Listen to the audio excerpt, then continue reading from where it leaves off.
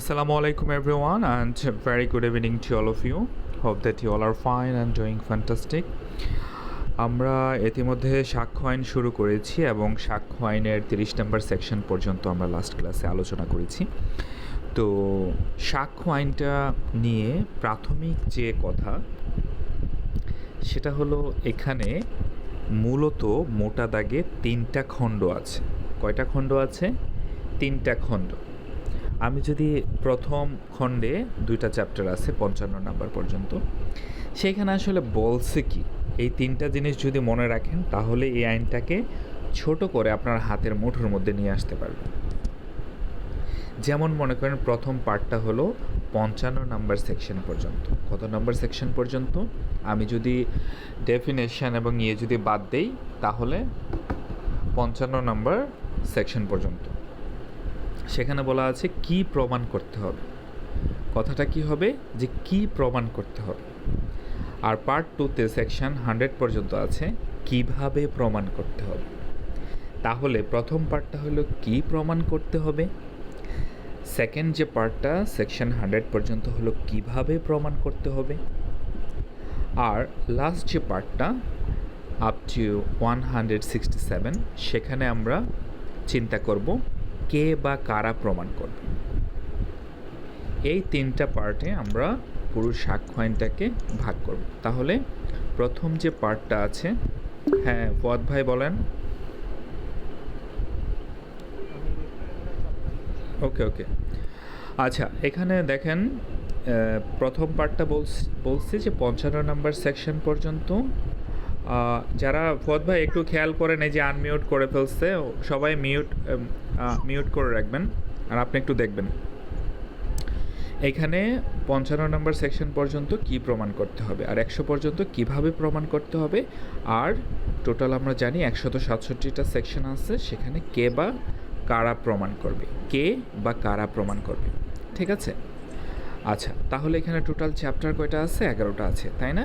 আমরা ইতিমধ্যেই জানি যে সাক্ষ্য আইন বা দ্য এভিডেন্স অ্যাক্ট এটা হলো 1872 সালের 1 নম্বর আইন এবং এখানে টোটাল সেকশন আছে 167টা। তো এখানে আমরা লাস্ট ক্লাসে আমরা পড়ছি যে আইনের যে টাইটেলটা আছে এবং এটার ইন্টারপ্রিটেশন 4 নম্বর সেকশনে আমরা মেজর 3টা পার্ট নিয়ে আলোচনা করছিলাম, যে মে প্রিজিউম, শ্যাল প্রিজিউম এবং কনক্লুসিভ প্রুফ।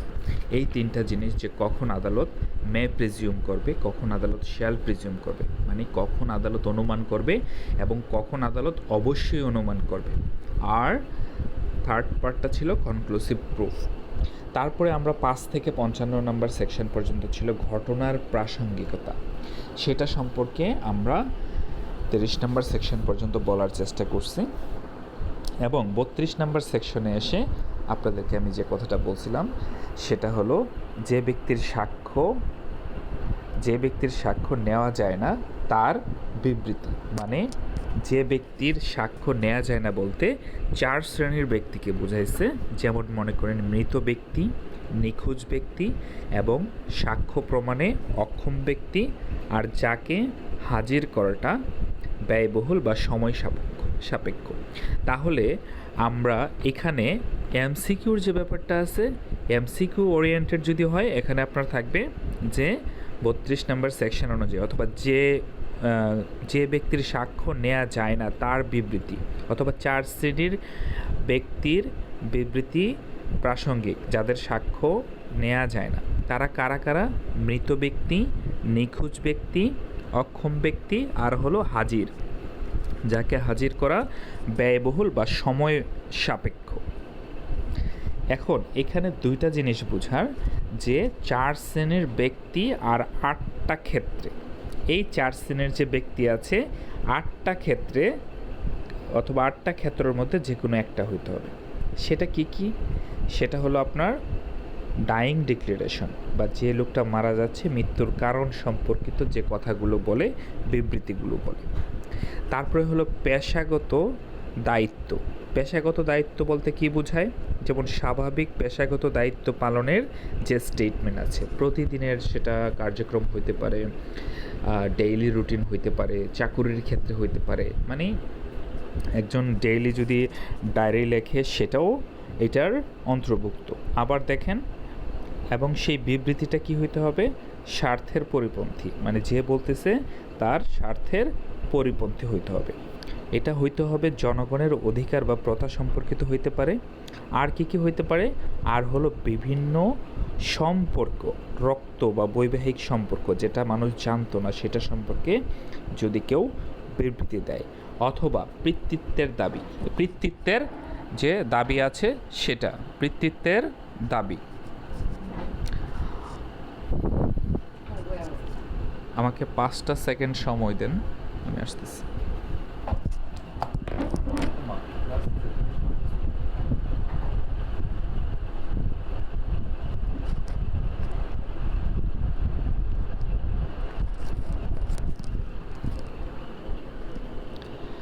আচ্ছা, আরেকটা হলো যে উইল বা দলিলে লিখিত অধিকার বা প্রথা সম্পর্কে। হ্যাঁ, তাহলে এই যে আপনার আর হলো গণ অধিকার সম্পর্কে।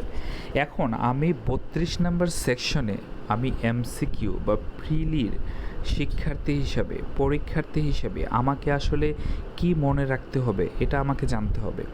এখানে হলো 32 নম্বর সেকশনটা বলছে যে ব্যক্তির সাক্ষ্য নেওয়া যায় না তার বিবৃতি কয় শ্রেণীর ব্যক্তি?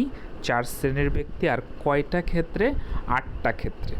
এই 4 শ্রেণীর ব্যক্তি যদি আমি সহজে মনে রাখতে চাই, মৃত ব্যক্তি, নিখোঁজ ব্যক্তি, অক্ষম ব্যক্তি, আর সেই ব্যক্তি যাকে হাজির করা ব্যয়বহুল বা সময় সাপেক্ষ। আর 8টা ক্ষেত্র যদি আমি সংক্ষেপে প্রেসাইজ করি, সেই ক্ষেত্রে কি হবে? মৃত্যুর কারণ সম্পর্কিত বিবৃতি, ডাইং ডিক্লারেশন, স্বাভাবিক পেশাগত দায়িত্ব পালনের সময় যে বিবৃতি দেওয়া হয়, স্বাভাবিক পেশাগত আমি উদাহরণস্বরূপ বলছি যে এটা দৈনন্দিন কার্যকলাপ হইতে পারে, ঠিক আছে। আর হলো যে বিবৃতিটা স্বার্থের পরিপন্থী বিবৃতি ছিল, জনগণের অধিকার বা প্রথা সম্পর্কিত বিবৃতি। আর হলো রক্ত বা বৈবাহিক সম্পর্ক নির্ণয় বিষয়ক বিবৃতি, পিতৃত্বের দাবি সম্পর্কিত, উইল বা দলিলে লিখিত অধিকার বা প্রথা, আর হলো গণ অধিকার সম্পর্কিত। এই 8টা ক্ষেত্র। সো আপনারা 8টা ক্ষেত্র যদি জেনে রাখেন সেক্ষেত্রে রিটার্নের জন্য সেটা অনেক কাজে লাগবে। আচ্ছা, পূর্ববর্তী মামলার স্বাক্ষর প্রাসঙ্গিকতা, সেটা হলো আপনার, তার আগে আরেকটা জিনিস বলি, আপনার এই যে 32 নম্বর সেকশনে যে 4 শ্রেণীর ব্যক্তির বিবৃতি প্রাসঙ্গিক 8টা ক্ষেত্রে, এটার পরে আপনার ডাইং ডিক্লারেশন বা মৃত্যুকালীন ঘোষণা সম্পর্কে। মৃত্যুকালীন ঘোষণাটা আসলে কেমন হবে, ঠিক আছে?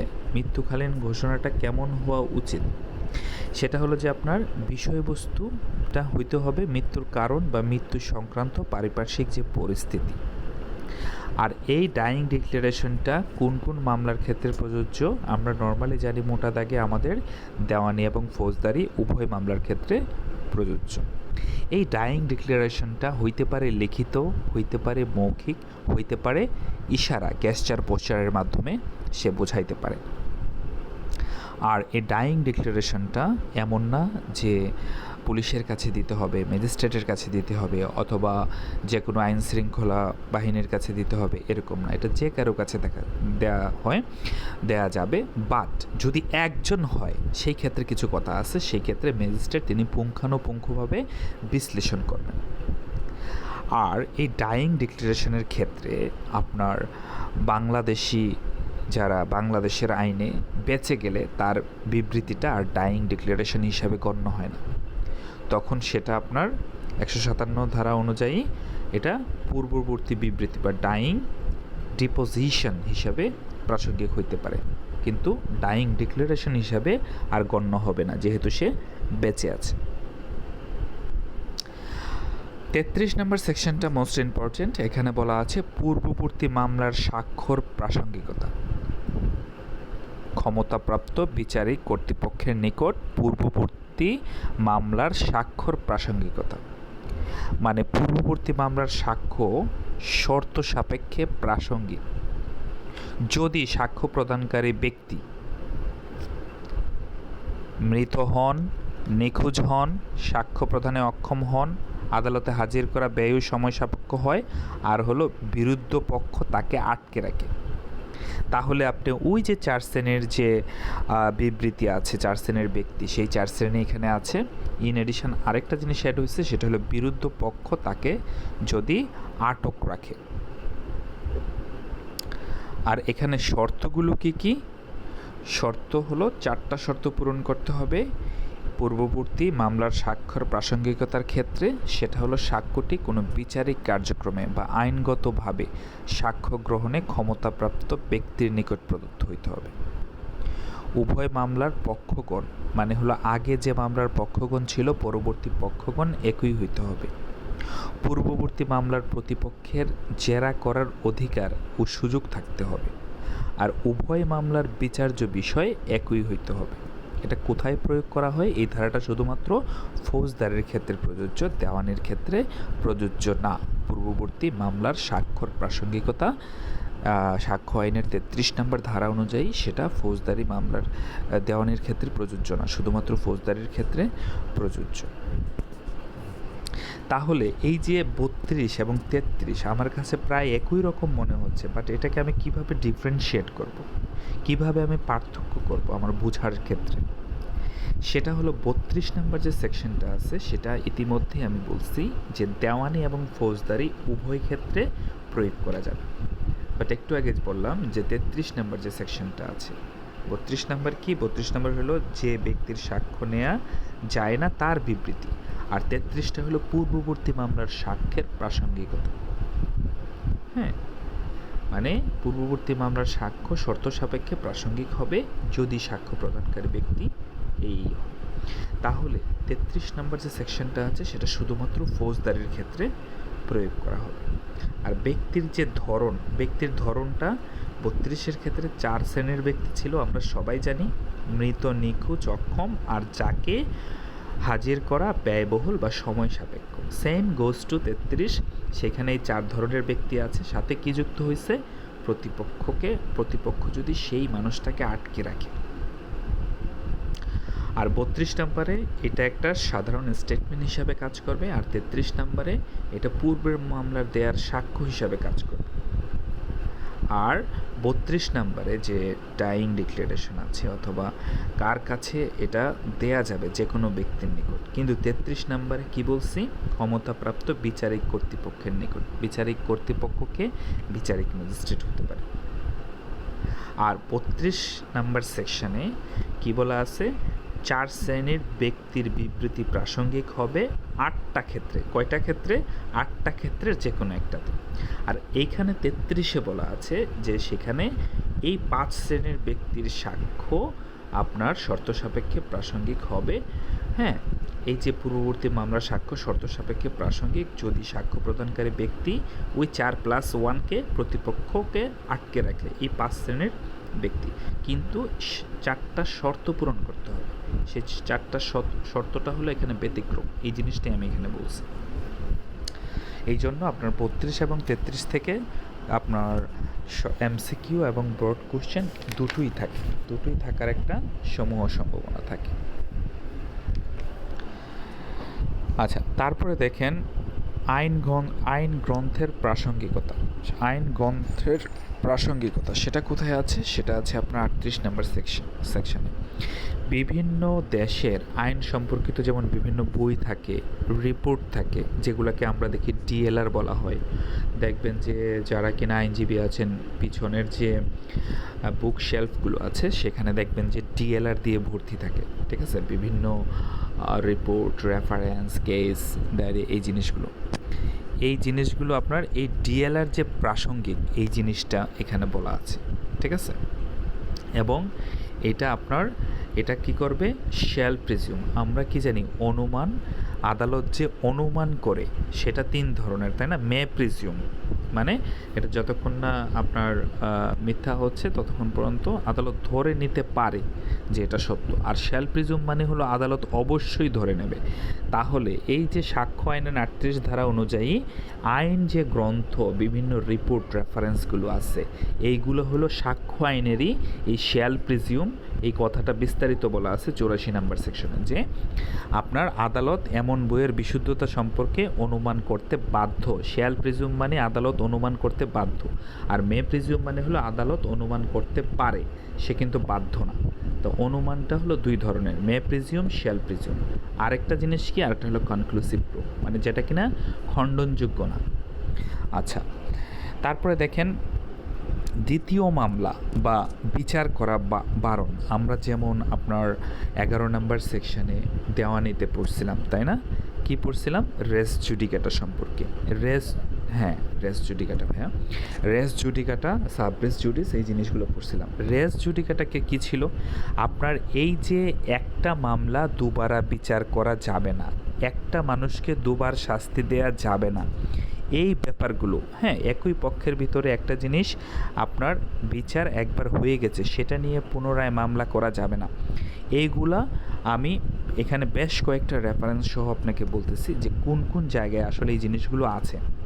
এটা আমরা ইতিমধ্যেই ফাইনাল ইয়ারে স্টুডেন্ট যখন ছিলেন আপনারা অনেকেই, আপনাদেরকে কিন্তু এই ধরনের একটা কোশ্চেন ছিল যে একই ব্যক্তিকে দুবার খালাস দেওয়া হলে তাকে আবার দণ্ড দেওয়া যাবে কিনা, এরকম ধরনের একটা ব্রড কোশ্চেন ছিল কিন্তু মনে করে দেখেন। আচ্ছা, এখানে দেখেন এই 40 নাম্বার সাক্ষ্য আইনের 40 নাম্বার যে নীতিটা আছে, সেই নীতিটা হলো যে ডবল জিওপার্ডি, মানে দুবারা সাজা দেওয়া যাবে না। পূর্ববর্তী মামলার রায় পরবর্তী মামলা বা বিচার বন্ধ করার জন্য প্রাসঙ্গিক, মানে পরবর্তীতে আর এটা নিয়ে মামলা করা যাবে না, বিচার করা যাবে না। ঠিক আছে? যেমন দেওয়ানি কার্যবিধির 11 নম্বর সেকশনে সেম কথা বলছে। আবার মনে করেন ফৌজদারি কার্যবিধির 403 নম্বর সেকশনে বলা আছে কোনো ব্যক্তিকে একই অপরাধের জন্য দুবার বিচার করা যাবে না। ট্রায়াল, প্রসিকিউশন, ট্রায়াল দুইটাই সেন্টেন্স, কিছুই করা যাবে না। ঠিক আছে? বিচারও করা যাবে না, সাজাও করা যাবে না, দণ্ডও দেওয়া যাবে না। এবং আরেকটা কোথায় আছে আপনার সংবিধানের 35 নম্বর যে অনুচ্ছেদ আছে, সেখানে বলা আছে যে বিচার আপনার ট্রায়াল এবং রক্ষার যে কবচ, সেই জিনিসটা সম্পর্কে বলা আছে। মানে হলো যে আপনার যে আইনগত যে অধিকার, বিচারের ক্ষেত্রে যে রক্ষণের যে অধিকার, সেই জিনিসটা সম্পর্কে সেখানে বলা আছে।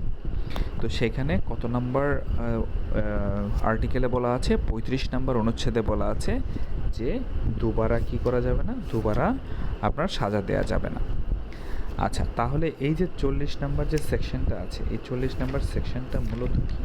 মূলত হলো আপনার দুবারা শাস্তি দেওয়া যাবে না, এই জিনিসটা আপনারা মনে রাখলেই হবে। এবং এটা আসলে একটা প্রিন্সিপাল আছে, একটা ল্যাটিন প্রিন্সিপাল, সেটাকে বলে নেমু ডেভিড ভিস ভ্যাক্সেরি। এই প্রিন্সিপালটা, এটাও একটা প্রিন্সিপাল, আবার ডবল জিওপার্ডি এটাও একটা প্রিন্সিপাল। তারপরে মনে করেন যে রাইট ইন পার্সনেম মানে ব্যক্তিকেন্দ্রিক অধিকার, এটাও একটা প্রিন্সিপাল। এর বাহিরে এই প্রিন্সিপালগুলোর উপর বেসিস করেই আপনার মূলত বলা হয় যে একজন ব্যক্তিকে দুবারা বিচার করা যাবে না, দুবারা দণ্ড দেওয়া যাবে না। ঠিক আছে? অথবা একই বিচার্য বিষয় আবার উপস্থাপন করা যাবে না একই পক্ষের ভিতরে যদি হয়ে থাকে, একই বিষয়বস্তু নিয়ে যদি হয়ে থাকে। এবং এই সেম জিনিসটা আরেকটা জায়গায় আছে, সেটাকে বলে জেনারেল ক্লোজেস অ্যাক্ট 1897। এই যে জেনারেল ক্লোজেস অ্যাক্ট 1897 আছে, সেটা আসলে কি? সেটা হলো যে আমাদের মনে করেন বাংলাদেশ কোড যে আছে, বাংলাদেশ কোডে প্রায় 100-র উপরে আইন আছে। তো 100-র উপরে আইনের মধ্যে কিছু কিছু ব্যাপার আছে যেগুলো কিনা সব আইনের সঙ্গে সামঞ্জস্যপূর্ণ। যেমন মনে করেন যে জেন্ডার, নাম্বার, এগুলো সম্পর্কে কি প্রত্যেক আইনের সঙ্গে রিলেটেড। তারপরে মনে করেন যে একই বিষয় নিয়ে আবার ডবল পানিশমেন্ট হওয়া, এটাও এই আইনের 26 নম্বর সেকশনে বলা আছে। মানে জেনারেল ক্লোজেস অ্যাক্ট 1897 হলো যতগুলো আইন আছে সেগুলোর ইন জেনারেল পারসেপশন, কনসেপশনটা কী হবে, সেই বিষয়গুলো নিয়ে সেখানে বলা আছে। তো সেইখানেরও 26 নম্বর সেকশনে বলা আছে যে double punishment, no double punishment. মানে একই জিনিসের জন্য যাকে কিনা খালাস দেওয়া হয়েছে তাকে আবার দুবারা বিচার করা যাবে না, এই জিনিসগুলো বলা আছে। 41 নাম্বার সেকশনটা ইম্পর্ট্যান্ট এই জন্য, কারণ আমরা যখন 4 নাম্বার সেকশনটা পড়তেছিলাম সেখানে আদালত 3 ধরনের অনুমান করবে। একটা হলো মে প্রিজিউম, আরেকটা হলো শ্যাল প্রিজিউম, আরেকটা হলো কনক্লুসিভ প্রুফ। এই যে কনক্লুসিভ প্রুফ আছে, এই কনক্লুসিভ প্রুফে দুটো সেকশন আছে, তার ভিতরে এই 41 নাম্বার হলো একটা। এই 41 নাম্বার সেকশনটা আসলে বলা আছে যে এইটা কনক্লুসিভ প্রুফ মানে হলো যে জিনিসটা খণ্ডন করা যায় না, অখণ্ডনযোগ্য, মানে যেটা কোনোভাবেই আপনার মে প্রিজিউম মানে হলো আদালত ধরে নেবে, শ্যাল প্রিজিউম মানে আদালত অবশ্যই অনুমান করবে সত্য বলে, আর কনক্লুসিভ প্রুফটাকে যুক্তি খণ্ডন করা যায় না। তাহলে এই সেকশনটাতে আসলে কি এমন আছে যে যুক্তি খণ্ডন করা যাবে না? আমরা দেখি এখানে 4টা জিনিস আছে আপনার এমসিকিউর জন্য, যে 4টা ক্ষেত্র, এই 4টা ক্ষেত্র, অথবা এটা এই ক্ষেত্রে রায়ের প্রকৃতিটা কি? Right in RAM. Right in RAM মানে কোনো ব্যক্তির আইনগত পরিচয় প্রদানকারী বা তা থেকে বঞ্চিতকারী রায়, আদেশ বা ডিক্রি চূড়ান্ত প্রমাণ হিসেবে গণ্য হবে। এটা 4টা ক্ষেত্র কি কি? একটা হলো প্রবেট, উইল যেটাকে বলে, আরেকটা হলো ইনসলভেন্সি, দেউলিয়া, আরেকটা হলো অ্যাডমিরালিটি, নৌ বিভাগ, আরেকটা হলো ম্যাট্রিমোনিয়াল, বিবাহ। এখানে আপনার এই 41 নাম্বার সেকশন এবং 112 নাম্বার সেকশন হলো চূড়ান্ত প্রমাণের বিধান। এর বিরুদ্ধে কোনো সাক্ষ্য দেওয়া যায় না, কিন্তু এখন ব্যতিক্রম আছে। 112 নাম্বার সেকশনটা এখন খণ্ডনযোগ্য। কেউ কি আমাকে বলতে পারবেন 112 নাম্বার সেকশনে আসলে কী নিয়ে কথা বলা হয়েছে? সন্তানের হ্যাঁ, এক্সিলেন্ট, সন্তানের বৈধতার চূড়ান্ত প্রমাণ 280 দিনের ভিতরে আপনার যদি বৈবাহিক সম্পর্ক ছিন্ন, হ্যাঁ অজিত ভাই বলেন অজিত ভাই বলেন, আমরা একটু শুনি।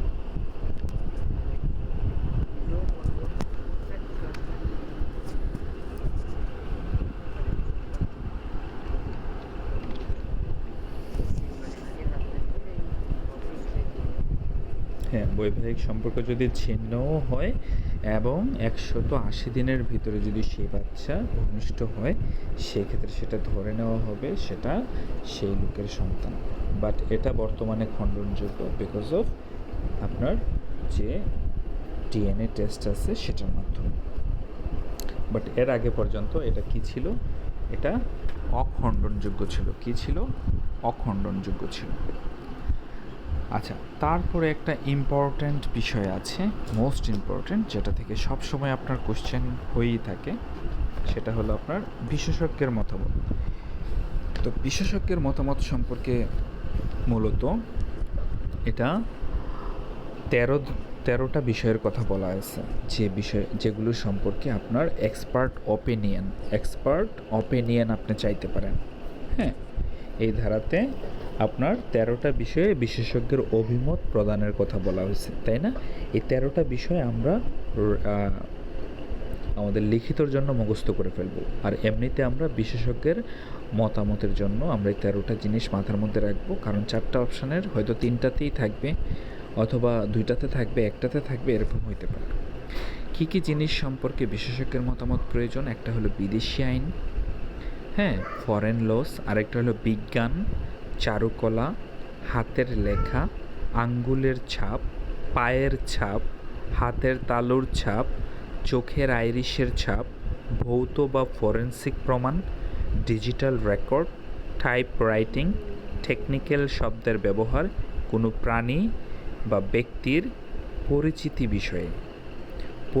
বিষয়ে। তাহলে এই 13টা জিনিস রেকর্ডিং আছে, যারা পরবর্তীতে শুনবেন রেকর্ডিংটা শুনলেই হবে।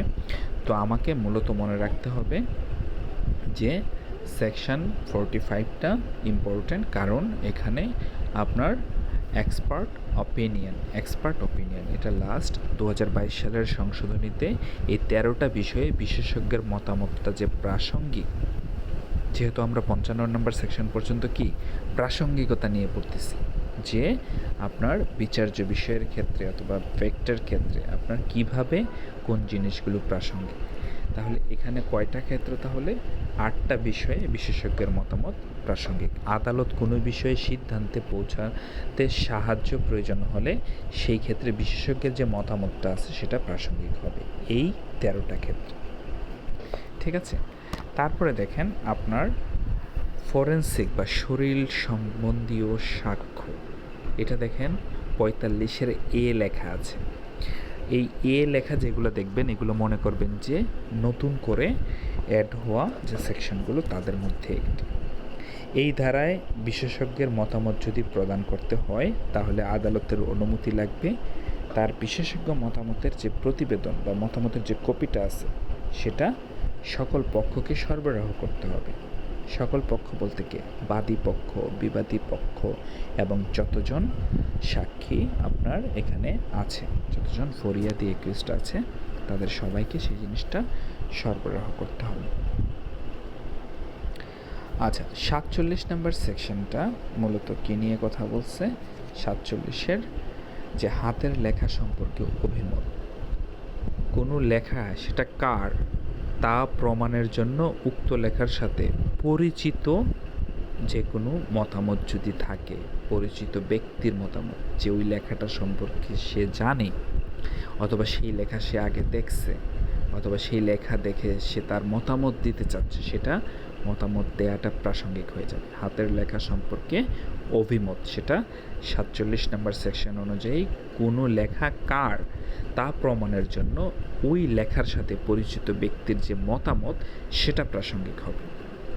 আর 47-এর এ সেখানে বলা আছে ডিজিটাল স্বাক্ষর সম্পর্কে অভিমত, সনদ প্রদানকারী যে কর্তৃপক্ষ থাকবে, সার্টিফাইং যে অথরিটি থাকবে, তার মতামত সেখানে প্রাসঙ্গিক হবে। উক্ত স্বাক্ষরের সনদ জারি করা প্রত্যয়নকারী কর্তৃপক্ষের মতামত প্রাসঙ্গিক। এটা যদি আরও সংক্ষেপে আমি বুঝতে চাই। 48 নাম্বারটা খুবই ইম্পর্ট্যান্ট, সেটা হলো অধিকার বা প্রথা বিষয়ে মতামত। অধিকার বা প্রথা বিষয়ের মতামতটা আদালতে কখন প্রাসঙ্গিক? আমরা সবসময় এইভাবে চিন্তা করব, কারণ 55 নম্বর সেকশন পর্যন্ত কোন জিনিস কিভাবে আদালতে প্রাসঙ্গিক এই জিনিসগুলোই বলা হয়েছে যে কিভাবে প্রমাণ করতে হবে। আচ্ছা, তো এখানে আপনার কি আছে 48 নম্বর সেকশনে? 48 নম্বর সেকশনে বলা আছে যে অধিকার বা প্রথা বিষয়ে অভিমত, কোনো অধিকার বা প্রথা বিষয়ে যার বিশেষ জ্ঞান আছে তার অভিমত বা মতামতটা এখানে প্রাসঙ্গিক।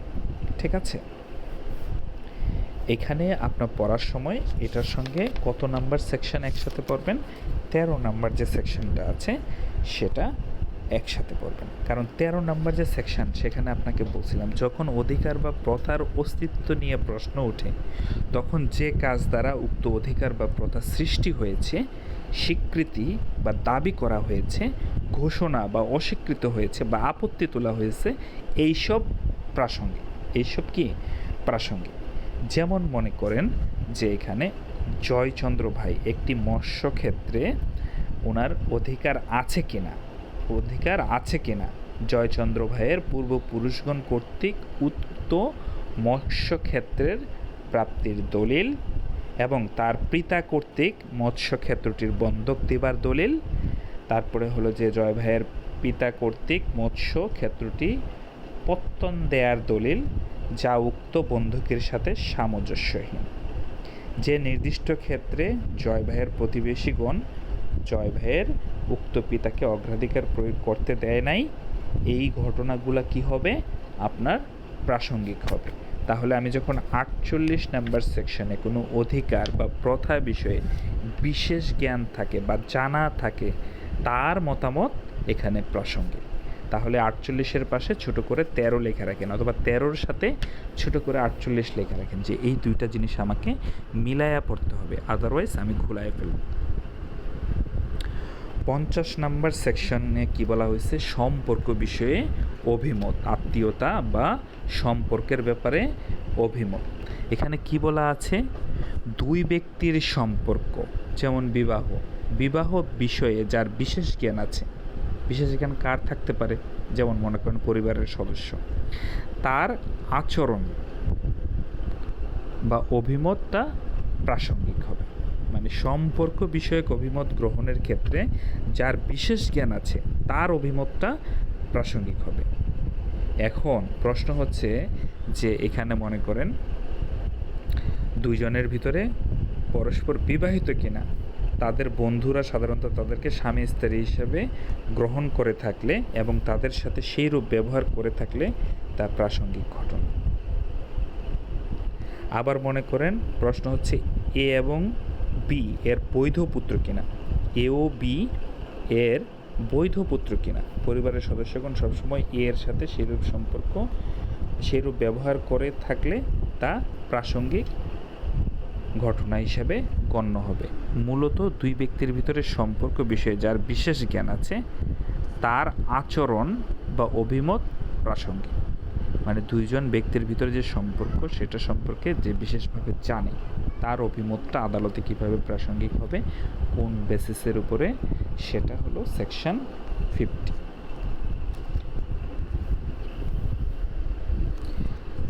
আমাদের যে চরিত্র আছে, ক্যারেক্টার আছে, এই ক্যারেক্টারটা আদালতে আসলে প্রাসঙ্গিক কিনা।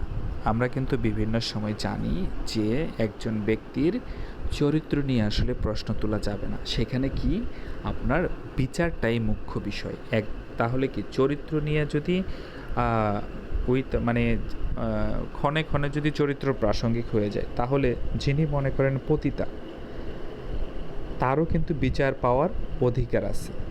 সে পতিতা হইলেও তার বিচার পাওয়ার এটা তার সাংবিধানিক অধিকার। এইখানে তার ওই চরিত্র কিন্তু টাইনা আনার কোনো সুযোগ নাই, ঠিক আছে? তাহলে কি সাধারণত চরিত্র কি অপ্রাসঙ্গিক, এটা আমরা প্রথমত এইভাবে চিন্তা করব যে সাধারণত চরিত্র কি, চরিত্র অপ্রাসঙ্গিক। এই চরিত্র রিলেটেড সেকশন হলো 52 থেকে 55, ঠিক আছে? এর মাধ্যমে আমরা প্রাসঙ্গিকতার সেকশনগুলো শেষ করব। এখন দেখেন চরিত্র যখন প্রাসঙ্গিক কত নাম্বার সেকশানে আছে? 52 থেকে 55 নাম্বার সেকশানে আছে। এখন চরিত্র যে 4টা সেকশন আছে মনে রাখবেন। এখানে সাউন্ড হচ্ছে, ভাইয়া কে আছেন এর মিউট করে দেন। মাহমুদুল ভাই, কেউ আনমিউট করেন না, অন্যদের কষ্ট হয় শুনতে। আচ্ছা, দেওয়ানি মামলার ক্ষেত্রে সেকশন 52 এবং 55 এই দুটো হলো আপনার রিলেটেড, আর ফৌজদারির ক্ষেত্রে 53, 54। এখন দেওয়ানি যে মামলা আছে, আমরা দেওয়ানি প্রকৃতির মামলা কোনগুলো এটা আমরা কম বেশি সবাই জানি যারা কিনা ইতিমধ্যে ক্লাস করছি, তাই না? তো দেওয়ানি প্রকৃতির মামলায় সাধারণত চরিত্রটা অপ্রাসঙ্গিক।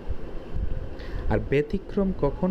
ব্যতিক্রম বলতে বোঝাচ্ছে কোন ক্ষেত্রে প্রাসঙ্গিক, সেটা হলো চরিত্রই যদি আপনার ফ্রেমিং ইস্যু হয়, মানে বিচার্য বিষয় হয়। যেমন মনে করেন সন্তানের অভিভাবকত্ব নির্ণয়। আবার মনে করেন যে প্রাসঙ্গিক ঘটনা ক্ষেত্রে চরিত্র যদি প্রকাশ পায় সেটা কি মানহানি, উদাহরণস্বরূপ মানহানি। আর ক্ষতিপূরণের পরিমাণ নির্ণয়ের ক্ষেত্রে চরিত্র প্রাসঙ্গিক হইতে পারে, যে এখানে ক্ষতিপূরণ হয়েছে সেটা নির্ণয়ের ক্ষেত্রে। তাহলে আমরা 52 নম্বর সেকশনটা বলছে দেওয়ানি মামলায় চরিত্র প্রাসঙ্গিক না, বাট এখানে ব্যতিক্রম হলো কিছু কিছু ক্ষেত্রে চরিত্র প্রাসঙ্গিক হবে যখন চরিত্রই বিচার্য বিষয় হয়। সন্তানের অভিভাবকত্ব নির্ণয়ে স্বামী স্ত্রীর চরিত্র তখন এখানে প্রাসঙ্গিক হয়ে উঠবে, ইতিমধ্যে বলছি। তারপরে প্রাসঙ্গিক ঘটনা থেকে চরিত্র প্রকাশিত হলে, যেমন মনে করেন মানহানির মামলায় যিনি মানহানি করেছে তার বক্তব্যর প্রমাণ দিতে পারলে, হ্যাঁ। আচ্ছা, তারপরে কি বলছে? ক্ষতিপূরণ নির্ধারণে, যে আপনার ক্ষতিপূরণ নির্ধারণের ক্ষেত্রে যখন চরিত্র প্রাসঙ্গিক হতে পারে। আচ্ছা, আরেকটা কি এখানে বলছে 55 নম্বর সেকশন। 55 নম্বর সেকশনটা এটাও দেওয়ানি রিলেটেড। দেওয়ানিতে আসলে কি, দেওয়ানি হলো আপনার ক্ষতিপূরণ পাওয়া, তারপরে হলো যে এই ধরনের যে ব্যাপারগুলো আছে, জমি জামার দখল পুনরুদ্ধার, ইনজাংশন দেওয়া, এই রিলেটেড যে ব্যাপারগুলো আছে, তাই না, স্থাবর সম্পত্তি নিয়ে। আচ্ছা, এখানে দেখেন ক্ষতিপূরণ নির্ণয়ের ক্ষেত্রে চরিত্র প্রাসঙ্গিক 55 নম্বর সেকশনে। আর চরিত্র যদি প্রাপ্য ক্ষতির পরিমাণকে প্রভাবিত করে সেই ক্ষেত্রে দেওয়ানি মামলায় চরিত্র প্রাসঙ্গিক। মানে হলো দেওয়ানি মামলার ক্ষতিপূরণ নির্ধারণের ক্ষেত্রে চরিত্র প্রাসঙ্গিক। চরিত্র যদি প্রাপ্য ক্ষতির পরিমাণকে প্রভাবিত করে সেক্ষেত্রে দেওয়ানি মামলায় চরিত্র প্রাসঙ্গিক হবে, অন্যথায় চরিত্র দেওয়ানি যে কোনো মোকদ্দমায় টাইনা নিয়ে আসা যাবে। যেমন মনে করেন সাধারণ কোনো মানুষ আর সংসদ সদস্যের সম্পর্কে মানহানির ক্ষতিপূরণের নির্ধারণের ক্ষেত্রে পরিমাণ কিন্তু একই হবে না। এই ক্ষেত্রে চরিত্রটা প্রাসঙ্গিক। একজন সংসদ সদস্যের চরিত্র হানি করা আর একজন সাধারণ মানুষের চরিত্র হানি করা, এই ক্ষেত্রে চরিত্রটা প্রাসঙ্গিক সেই ক্ষতিপূরণটা নির্ণয়ের ক্ষেত্রে। আশা করি সবাই বুঝতে পারছেন। আর হলো যে চরিত্র রিলেটেড যে 4টা সেকশন আছে, এই 4টা সেকশনের মধ্যে ফৌজদারির ক্ষেত্রে সম্পর্কযুক্ত। কারণ আমরা জানি সাক্ষ্য আইনটা হলো আপনার দেওয়ানি এবং ফৌজদারি দুটোর সঙ্গেই ওতপ্রোতভাবে জড়িত, তাই না? আচ্ছা, এখন দেখেন ফৌজদারির যে ব্যাপারটা আছে সেখানে 53 নম্বর সেকশনে কি বলছে? 53 নম্বর সেকশনে বলেছে যে অভিযুক্ত ব্যক্তির ভালো চরিত্র প্রাসঙ্গিক। মাইন্ডেড, এটা কিন্তু আপনার যিনি ক্লায়েন্ট আছে তার ভালো চরিত্রটা প্রাসঙ্গিক। আপনি বলবেন যে উনি ভালো ছিল অথবা এরকম টাইপের কোনো কিছু রেফারেন্স টানবেন, ঠিক আছে? এখন এই 53 নম্বর যে সেকশনটা হলো ফৌজদারি মামলায় অভিযুক্তের ভালো বা পূর্ববর্তী সৎ চরিত্র সেটা কি হবে? প্রাসঙ্গিক হবে। আর আরেকটা সেকশন কি আছে এখানে? আরেকটা হলো ফৌজদারি মামলার ক্ষেত্রে 54 নম্বর যে সেকশনটা সেটা আপনার রিলেটেড। হ্যাঁ, এখন মনে করেন যে 54 নম্বর সেকশনটা আসলে কিভাবে রিলেটেড, কিন্তু অভিযুক্ত যে আছে আপনার ফৌজদারিতে কে থাকে? একজন হলো কমপ্লেইন্যান্ট, আরেকজন হলো অ্যাকিউজড, একজন হলো নালিশকারী বা ফরিয়াদি, আরেকজন হলো অভিযুক্ত। তাহলে এই অভিযুক্ত, কিন্তু অভিযুক্তের খারাপ চরিত্র অপ্রাসঙ্গিক, তবে আসামি ভালো চরিত্রের সাক্ষ্য দিলে তার খারাপ চরিত্র প্রাসঙ্গিক হয়ে যায়। এখন মনে করেন আসামির ভালো চরিত্রের সাক্ষ্য একজন দিল, তখন তার চরিত্র যে খারাপ সেটা তখন প্রসঙ্গ হিসেবে চলে আসবে। মানে কি বোঝাচ্ছে? মানে হলো খারাপ চরিত্র, এখানে দুইটা জিনিস এই ধারার ব্যাখ্যায়, দুইটা। একটা হলো খারাপ চরিত্রই বিচার্য বিষয় হইলে চরিত্র প্রাসঙ্গিক, আরেকটা হলো খারাপ চরিত্রের সাক্ষ্য হিসেবে পূর্ববর্তী দণ্ডাদেশ প্রাসঙ্গিক। মাইন্ডেড, এই দুইটা জিনিস। যে ফৌজদারি মামলায় আসামির খারাপ চরিত্র প্রাসঙ্গিক না, তবে চরিত্র ভালো মর্মে যদি কেউ সাক্ষ্য দেয় তাহলে খারাপ চরিত্র প্রাসঙ্গিক হয়ে যাবে। এই লাইনটা যদি মনে রাখেন তাহলে এটা সুন্দরভাবে মনে থাকবে।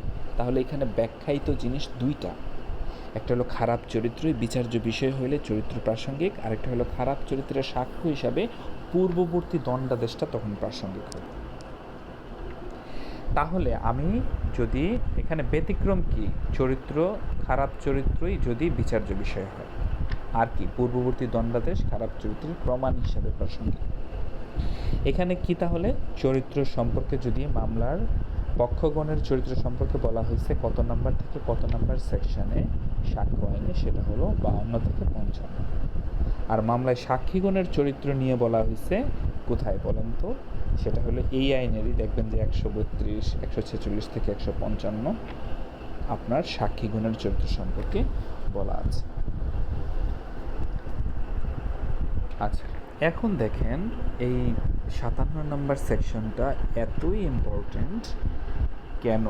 কারণ হলো আপনি মনে করেন একজন কৌশলী বা অ্যাডভোকেট হিসেবে যখন আর্গুমেন্ট করতেছেন, তখন আপনি কোর্টকে বললেন, লার্নেড বিজ্ঞ কোর্ট, অথবা মনে করেন যে মাই লর্ড বাংলাদেশে কিন্তু অমুক আইন আছে, মাই লর্ড বাংলাদেশের কিন্তু আইনসভা এই, মাই লর্ড আমাদের কিন্তু ভূখণ্ড এই, আমাদের কিন্তু ছিটমহল নিয়ে অমুক বিরোধ চলতেছে।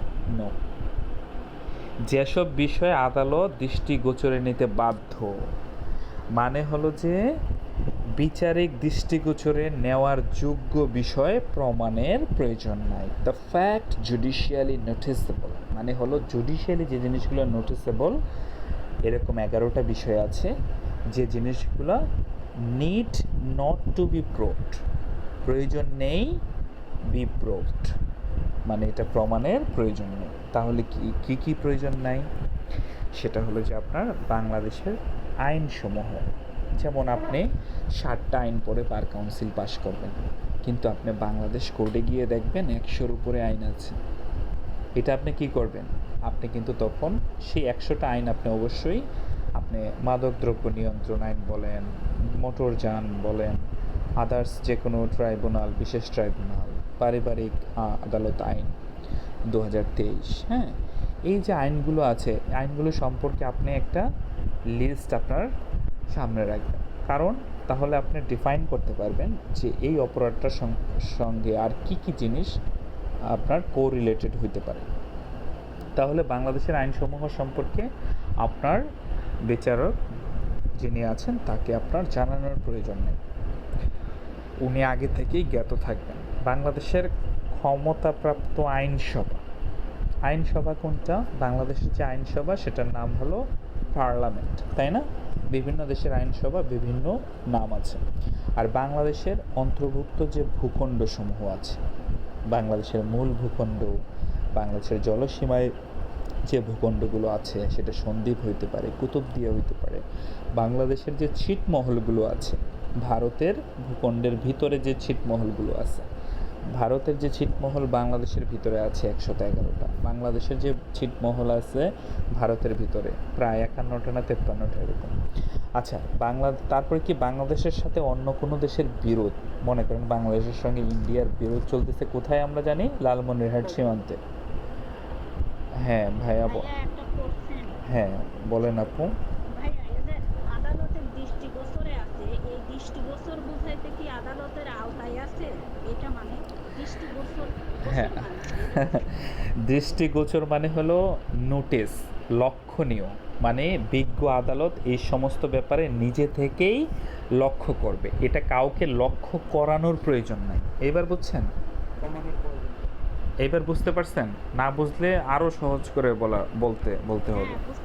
আচ্ছা, সমস্যা নেই। যারা যে জায়গাটায় বুঝেন না, দেখেন আপনি যদি এখানে স্কিপ করে যান তাহলে ছোট ছোট বিষয়গুলো পরবর্তীতে বড় হয়ে যাবে। যেমন আমরা ছোট থাকতে যখন 9-10-এ পড়ছি তখন গ্রামারগুলো কঠিন মনে হয়েছে, স্যারকে জিজ্ঞেস করি নাই যে বেদ দিয়ে আর একটা যদি বাড়ি মারে অথবা মুখে যদি একটা ভেঙচি দেয়, বাট এটা পরবর্তীতে আরও বড় হয়ে বার্ডেন হিসেবে আসছে। সো ছোট ছোট জিনিসগুলো দেখবেন এই রিলেটেড অনেক কোশ্চেনে দৃষ্টিগোচর, নোটিস করা, লক্ষণীয়, এই কথাগুলো আসতেই থাকবে। তখন আপনার কনফিউজিং, ছোটোখাটো বিষয়ে কনফিউজিং হওয়া যাবে না। তারপরে দেখেন বাংলাদেশের সাথে অন্য কোনো দেশের বিরোধ নিয়ে তো বললাম, সামরিক বাহিনীর যুদ্ধবিধি, যুদ্ধনীতি, এগুলো সম্পর্কে আদালতকে আপনার নোটিস করানোর প্রয়োজন নাই। স্থল বা সমুদ্র পথের নিয়মসমূহ, হ্যাঁ, সেগুলো সম্পর্কে করার দরকার নেই। আদালতের যারা সদস্য আছেন, কর্মকর্তা আছেন, আইনজীবীর নাম আছেন, ঠিক আছে, এটা সুপ্রিম কোর্ট হোক, অধস্তন কোর্ট হোক, এই জিনিসগুলো আদালতকে নোটিস করানোর প্রয়োজন নেই। তারপর আদালতের যে সিলমোহরগুলো আছে, হ্যাঁ, নৌ বিভাগসমূহ, জাহাজ চালনা সম্পর্কিত আদালত সমূহের সিলমোহর ব্যবহার করার ক্ষমতাপ্রাপ্ত যে কোনো ব্যক্তি, হ্যাঁ, এইগুলো। তারপরে কি আছে? কোনো দেশের কোনো রাষ্ট্র সম্পর্কে, যেমন মনে করেন যে অমুক একটা রাষ্ট্র আছে অমুক জায়গায়, এটা বলার দরকার নেই আপনার। রাজা বা রানীর ইত্যাদি উপাধি, জাতীয় পতাকা, সময়ের বিভাগ, বিভিন্ন সময়ে যে সময়ের বিভাগ বলতে বোঝায়, যেমন মনে করেন রাশিয়া এবং ইউএসএ, দেখবেন যে আন্তর্জাতিক তারিখ রেখা আছে। আপনার যে ভূগোল যে ম্যাপটা আছে সেখানে দেখবেন আন্তর্জাতিক তারিখ রেখা আছে। ওই আন্তর্জাতিক যে তারিখ রেখার পরে যে এই পাশে হলো 1 তারিখ, ওই পাশে আরেক তারিখ, এই পাশে দিন, ওই পাশে রাত, এই পাশে বিকাল, ওই পাশে সকাল, এইগুলো আপনার বলার দরকার নেই। এইগুলো আদালত নিজে থেকেই দৃষ্টিগোচর করবে, লক্ষ্য করবে, হ্যাঁ, যে বিষয়সমূহ আদালতকে আপনার আলাদাভাবে নোটিস করার দরকার নেই। আবার মনে করেন ছুটিসমূহ, ফারহানা আপু একটু নোটিস করে রাখেন, মিউট করে রাখেন, আমি নোটিস বলছি। আচ্ছা, সময়ের বিভাগ, ভৌগোলিক বিভাগ, ছুটিসমূহ। আর লাস্টটা কি?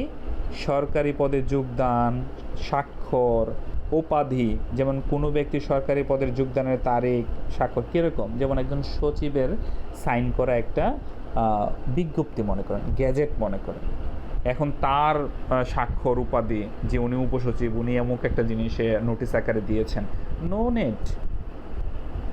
তাহলে এই জিনিসগুলো আমাদেরকে মনে রাখতে হবে। এখানে 57 নাম্বারটা সবচেয়ে ইম্পর্ট্যান্ট, যেসব বিষয় আদালত দৃষ্টিগোচরে নিতে বাধ্য, অবশ্যই আদালত দৃষ্টিগোচরে নিবে, অবশ্যই আদালত লক্ষ্য করবে।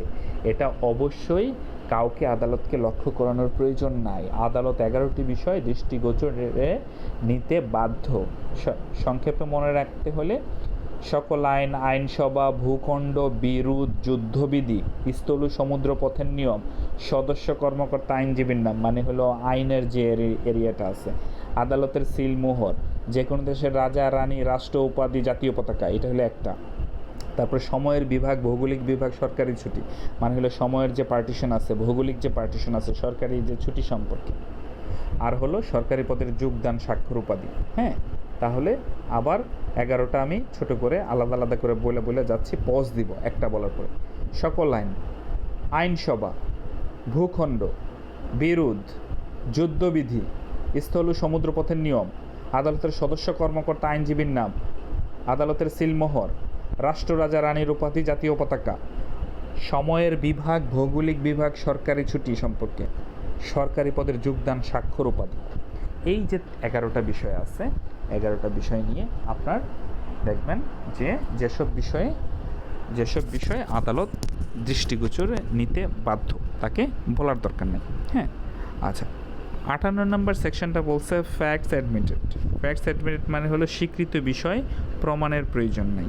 ঠিক আছে, যেমন মামলার কোনো পক্ষ যে বিষয় স্বীকার করে নিছে, অ্যাডমিশন করে নিছে, স্বীকার করে নিছে, সেটা আপনার প্রমাণ করার প্রয়োজন নেই। তারপরে দেখেন 59 এবং 60 number most important because of আপনার সাক্ষী। মূলত সাক্ষী কয় প্রকার, প্রথম ক্লাসে বলছি সাক্ষ্য আইনের যে সাক্ষী মূলত কয় প্রকার, কার মনে আছে আমাকে বলতে পারবেন? জি বলেন। ভাইয়া 3 প্রকার। হ্যাঁ আপু, এক্সেলেন্ট, বলেন কি কি? দালিলিক সাক্ষী, মৌখিক সাক্ষী আর ফরেন্স সাক্ষী। আচ্ছা, excellent, thank you so much for your kind reply. এখন যে ব্যাপারটা আছে সেটা হলো যে আপনার মৌখিক সাক্ষী নিয়ে কথা বলতেছিলাম, যেমন 59 এবং 60 সম্পর্কে, যেখানে মৌখিক সাক্ষ্য প্রযোজ্য, যেখানে মৌখিক সাক্ষ্য প্রযোজ্য, দলিল ছাড়া সকল বিষয়ে মৌখিক সাক্ষ্য প্রমাণ করা যায়। দলিল ছাড়া সকল বিষয়ে মৌখিক সাক্ষ্য প্রমাণ করা যায়। তাহলে ব্যতিক্রমটা কি? যেখানে মৌখিক সাক্ষ্য প্রযোজ্য, দলিলের বিষয়বস্তু, ডিজিটাল রেকর্ডের বিষয়বস্তু ছাড়া অন্য সকল বিষয়ে মৌখিক সাক্ষ্য দ্বারা প্রমাণ করা যায়। এই জিনিসটা আপনাকে এখানে মনে রাখতে হবে 59 সেকশন, যে লিখিত বা ডিজিটাল রেকর্ডের বিষয়বস্তু ছাড়া, এই দুটা জিনিস মনে রাখবে। আর মৌখিক সাক্ষ্যটা সবসময় কী হইতে হবে? মাস্ট বি ডিরেক্ট, প্রত্যক্ষ। আমরা প্রত্যক্ষ এবং পরোক্ষ পড়ছি, তাই না?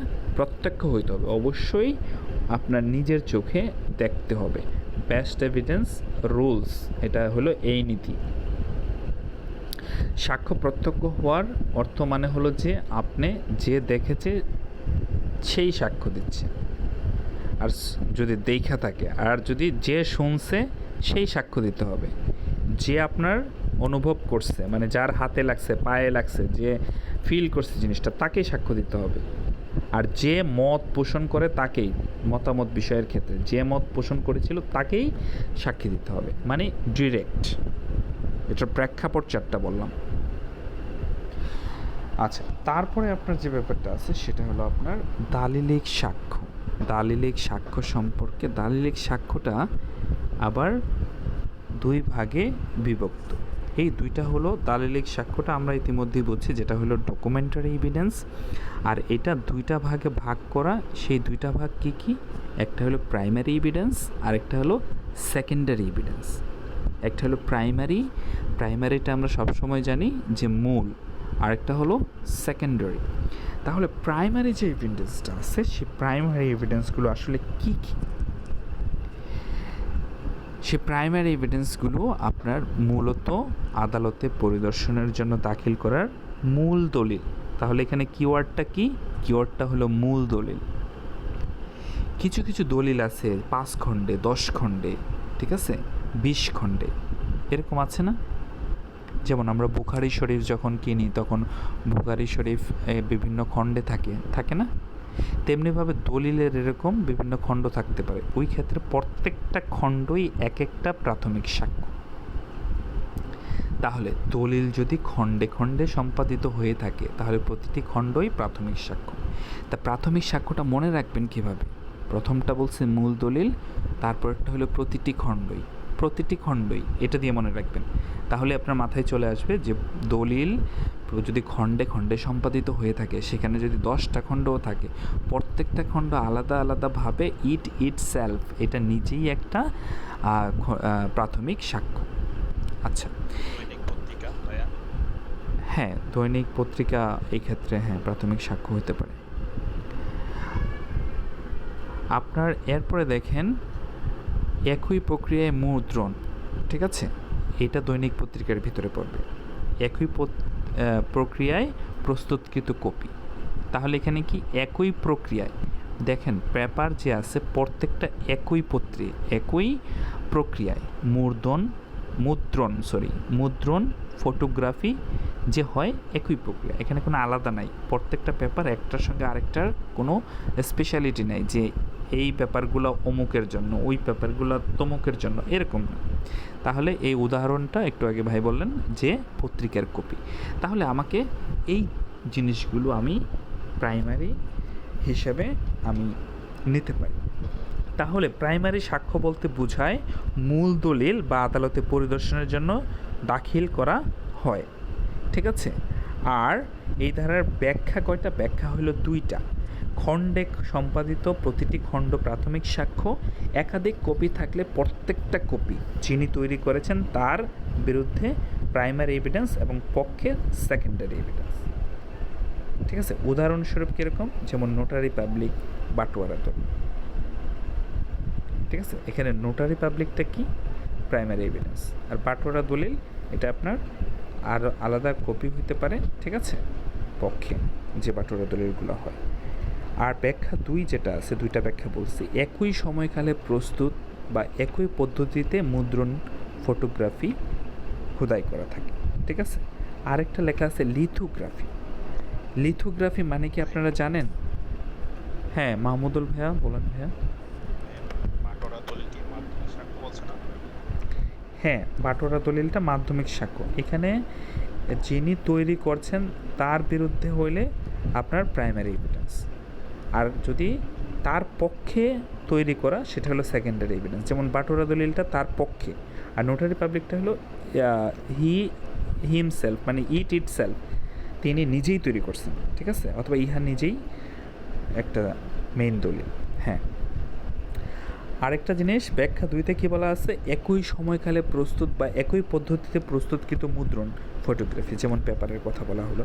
এখন আরেকটা আছে লিথোগ্রাফি হলো খোদাই করা লেখা, যেমন লিথো অর্থ হলো পাথর, এই পাথরের মধ্যে আঁকি বা অঙ্কন করে যে লেখা থাকে।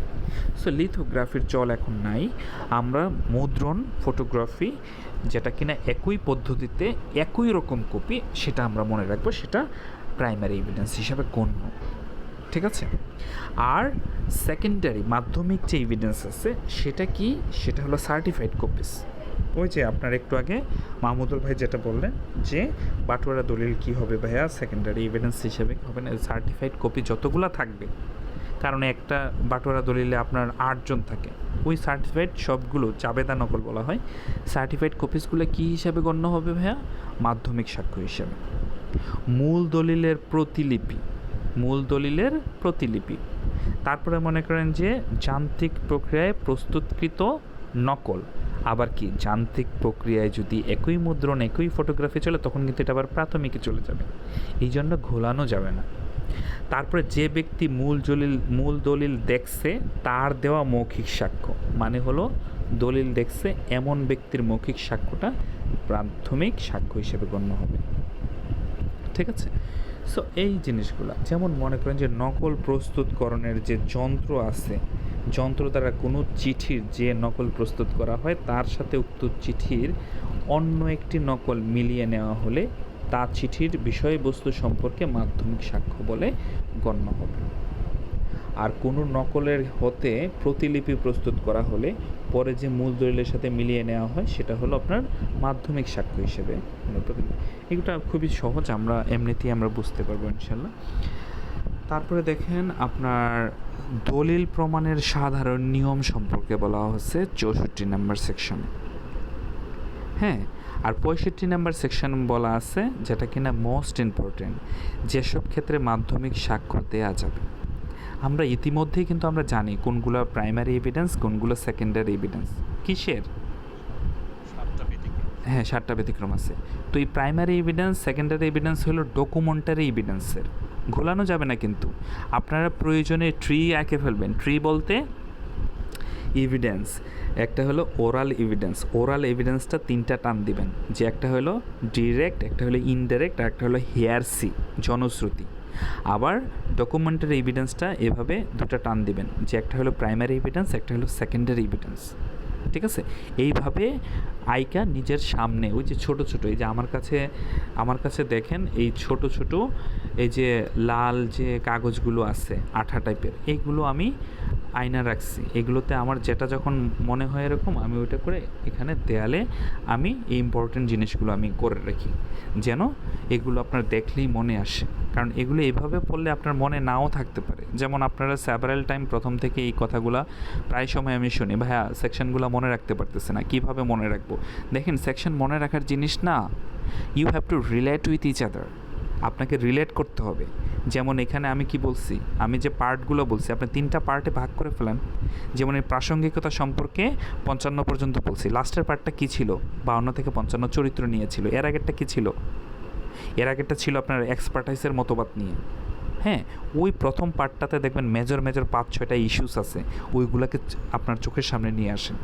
তারপরে এই যে আপনার সেকেন্ড যে পার্টটা শুরুই হয়েছে হলো আপনার জুডিশিয়াল নোটিশ দিয়ে, মানে আদালতকে কোন বিষয়ে দৃষ্টিগোচর করানোর প্রয়োজন নাই। তারপরে মৌখিক সাক্ষ্য, দালিলিক সাক্ষ্য, মানে সাক্ষ্যর যে প্রকারভেদগুলো সেটা চোখের সামনে নিয়ে আসেন, দেখবেন যে সহজ হয়ে যাচ্ছে। তাহলে দলিল প্রমাণের সাধারণ নিয়ম কি? দলিল প্রমাণের সাধারণ নিয়ম বলতে গেলে আমাকে আগে 65 ধারাটা দেখতে হবে, যেসব ক্ষেত্রে মাধ্যমিক সাক্ষ্য দেয়া যায়। 7টা ব্যতিক্রমী ক্ষেত্রে মাধ্যমিক সাক্ষ্য দেয়া যাবে। হ্যাঁ, যেমন 7টা ব্যতিক্রম আসলে কি কি আছে এখানে? 7টা ব্যতিক্রম যে আছে সেটা হলো দলিলটি যার বিপক্ষে প্রমাণ করতে হবে তার আয়ত্তে থাকলে, ঠিক আছে, অথবা আদালতের এখতিয়ারের বাইরে থাকে, বা দলিল হাজিরের নোটিশ পাওয়া সত্ত্বেও দলিল দাখিল না করলে। ঠিক আছে, তারপরে কি দলিলটি যার বিপক্ষে প্রমাণ করতে হবে সেই ব্যক্তি দলিলটির অস্তিত্ব স্বীকার করে নিলে। কিভাবে স্বীকার করবে? অবশ্যই লিখিতভাবে স্বীকার করবে। মূল দলিলটা যদি নষ্ট হয়ে যায় বা হারায়া যায়, মূল দলিলটা সহজে হস্তান্তরযোগ্য না হইলে, মূল দলিলটার সহকারী দলিল যদি হয়, দলিলটার জাবেদা নকল সাক্ষ্য হিসেবে ব্যবহারের নিয়ম থাকলে, মূল দলিলের বর্ণনা আদালতের নিকট পরীক্ষা করার ক্ষেত্রে সুবিধাজনক যদি না হয়, মানে দলিলটা যদি অস্পষ্ট থাকে, এই যে ব্যাপারগুলো আছে, যে সকল ক্ষেত্রে দলিল সম্পর্কে মাধ্যমিক সাক্ষ্য প্রদান করা যাবে, এই সমস্ত ক্ষেত্রে তাহলে কি করা যাবে? মাধ্যমিক সাক্ষ্য প্রদান করা যাবে। তাহলে আরও প্রিসাইসলি আমি কিভাবে মনে রাখবো? মূল দলিলটা যদি এখন ছোট করে বলি, প্রতিপক্ষের দখলে বা আদালতের এখতিয়ারের বাহিরে, তাহলে কোন জিনিস? মূল দলিলটা প্রতিপক্ষের দখলে বা আদালতের এখতিয়ারের বাহিরে, এইটুকু আমি মনে রাখবো। হ্যাঁ, নোটিশ দেওয়ার পরেও সেই লোক হাজির হইতেছে না, যেহেতু আপনার এখতিয়ারে নাই, আপনার চাচার এখতিয়ারে আছে, বাট নোটিশ দিচ্ছেন আদালত কর্তৃক মোকদ্দমার মাধ্যমে, বাট সে নোটিশ আগে থেকে আপনি দিয়েছেন মোকদ্দমার আগে, সেটাও হইতে পারে লিগ্যাল নোটিশ। আচ্ছা, প্রতিপক্ষ দলিলের অস্তিত্ব লিখিতভাবে স্বীকার, সে প্রতিপক্ষ দলিলের অস্তিত্ব যে তার কাছে আছে লিখিতভাবে স্বীকার করছে, মূল দলিল নষ্ট হয়ে গেছে বা হারিয়ে গেছে, হস্তান্তরযোগ্য না। তারপরে দলিলটা হলো পাবলিক ডকুমেন্টস যদি হয়ে থাকে, জাবেদা নকল গ্রহণযোগ্য যদি হয়, তারপরে হলো মূল দলিলের অসংখ্য হিসাব থাকলে যার পরীক্ষা করা অসুবিধাজনক, এই ব্যাপারগুলো বলা আছে। এবং দলিল প্রমাণের সাধারণ নিয়ম হলো এই 7টা ব্যতিক্রম ক্ষেত্র ছাড়া অন্য সকল ক্ষেত্রে দলিলটা অবশ্যই প্রাথমিক সাক্ষ্য দ্বারা প্রমাণ করতে হবে। মানে কি? মূল দলিল হিসাবে খণ্ড খণ্ড যদি থাকে, প্রত্যেকটা খণ্ড অথবা প্রত্যেকটা খণ্ডই একটা প্রাথমিক সাক্ষ্য। তারপরে হলো একই প্রক্রিয়ার মাধ্যমে যদি প্রস্তুতকৃত হয়, যেমন পত্রিকার কপি, তাই না? তো এই জিনিসগুলো আমরা এখানে ক্লিয়ার হইলাম। তারপরে দেখেন আপনার এখানে দলিল হাজিরের নোটিশ ৬৬ নাম্বার, এটা এতটা ইম্পর্টেন্ট না, তারপরে জানার জন্য এই যে আমরা যে বললাম যে আপনার, হ্যাঁ মাহমুদুল ভাইয়া বলেন।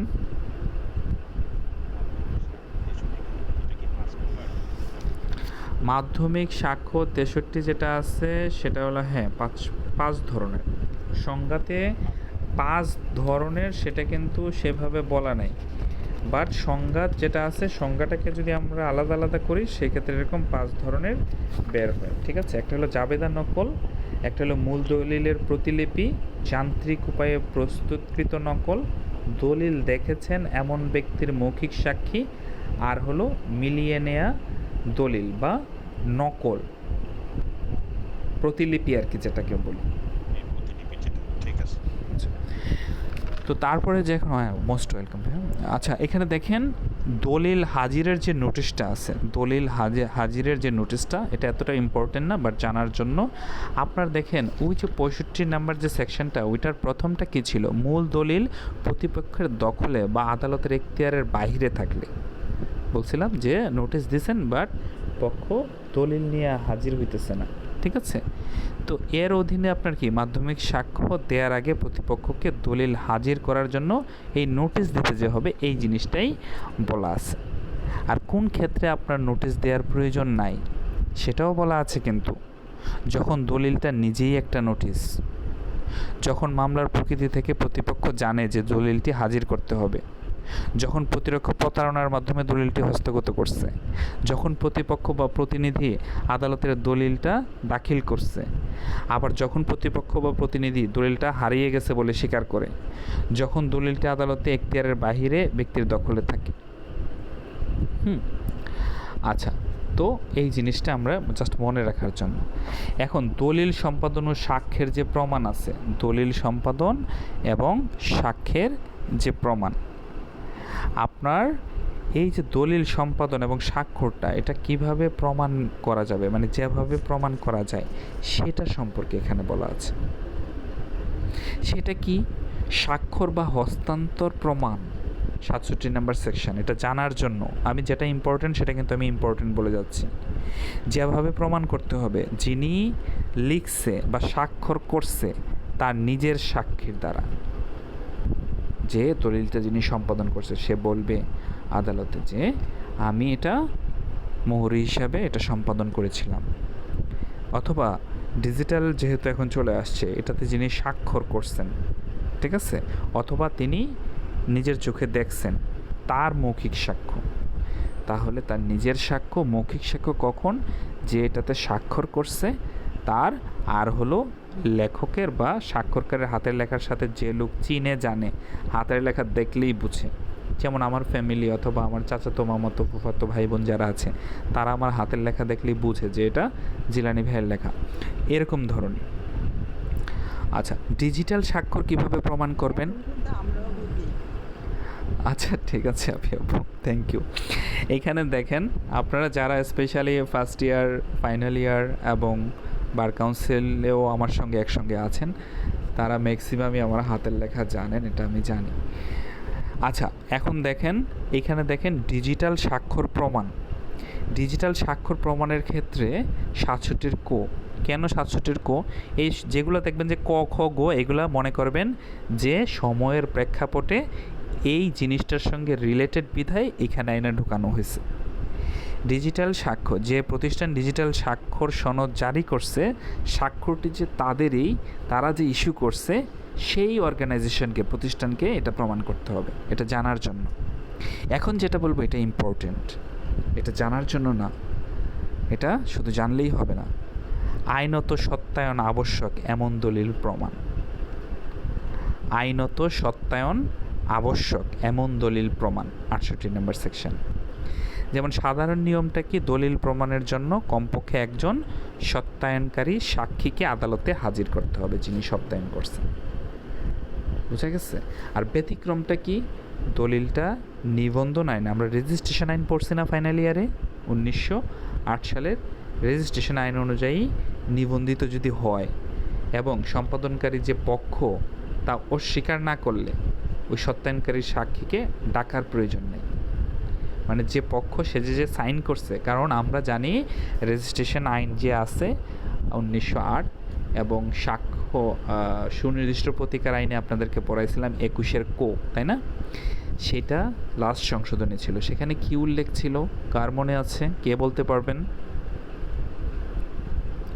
রেজিস্ট্রেশন সম্পর্কিত একটা কথা বলা ছিল যে, হ্যাঁ বলেন তো ভাইয়া। কে বলতে পারবেন বলেন তো? ইয়াস রুনি আপু, এক্সিলেন্ট।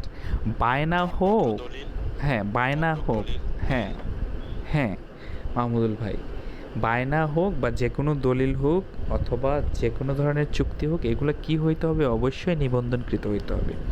নিবন্ধনকৃত ছাড়া এটার ভ্যালিডিটি থাকবে না, এবং সেটা অ্যাক্টিভেট হয়েছে 1 জুলাই 2005 থেকে, তাই না? তো এই জিনিসটা এখানে বলা হয়েছে যে 68 নম্বর সেকশনে আইনগত সত্যায়ন আবশ্যক এমন দলিল প্রমাণ করার ক্ষেত্রে দলিলটা প্রমাণের জন্য কমপক্ষে একজন সত্যায়নকারীকে আদালতে এসে সাক্ষী দিতে হবে। কিন্তু কোন ক্ষেত্রে আদালতে এসে সাক্ষী দিতে হবে না? যদি সেটা ওই রেজিস্ট্রেশন আইন অনুযায়ী নিবন্ধিত হয় এবং সম্পাদিত পক্ষ তা যদি অস্বীকার না করে থাকে, সেক্ষেত্রে সেই সাক্ষীকে ডাকার প্রয়োজন নাই। ঠিক আছে? আচ্ছা, এখন মনে করেন যে এই যে আইনগত সত্যায়ন যে করছে তাকে আদালতে হাজির করে নর্মালি বলতে হবে হ্যাঁ এটা আমি করেছি। তো সত্যায়নকারীর এখন খুঁজে পাওয়া যাইতেছে না, কি করবেন? এই ক্ষেত্রে করণীয় হলো প্রমাণ করতে হবে যে কমপক্ষে একজন সত্যায়নকারীর সাক্ষীর স্বাক্ষর তার নিজের হাতের লেখায় করা, অথবা দলিল সম্পাদনকারী স্বাক্ষর তার নিজের হাতের লেখায় করা। এই জিনিসটা কি করতে হবে? প্রমাণ করতে হবে। এই জিনিসটা কি করতে হবে? প্রমাণ করতে হবে, তাই না? এখন প্রত্যয়নকারী সাক্ষী পাওয়া না গেলে তা প্রমাণের পদ্ধতিটা এখানে বলা হয়েছে। কমপক্ষে একজন প্রত্যয়নকারী হাতের লেখা প্রমাণ করতে হবে অথবা দলিল সম্পাদনকারীর স্বাক্ষর প্রমাণ করতে হবে। হ্যাঁ মাহমুদুল ভাই, হ্যাঁ, অথবা সিল।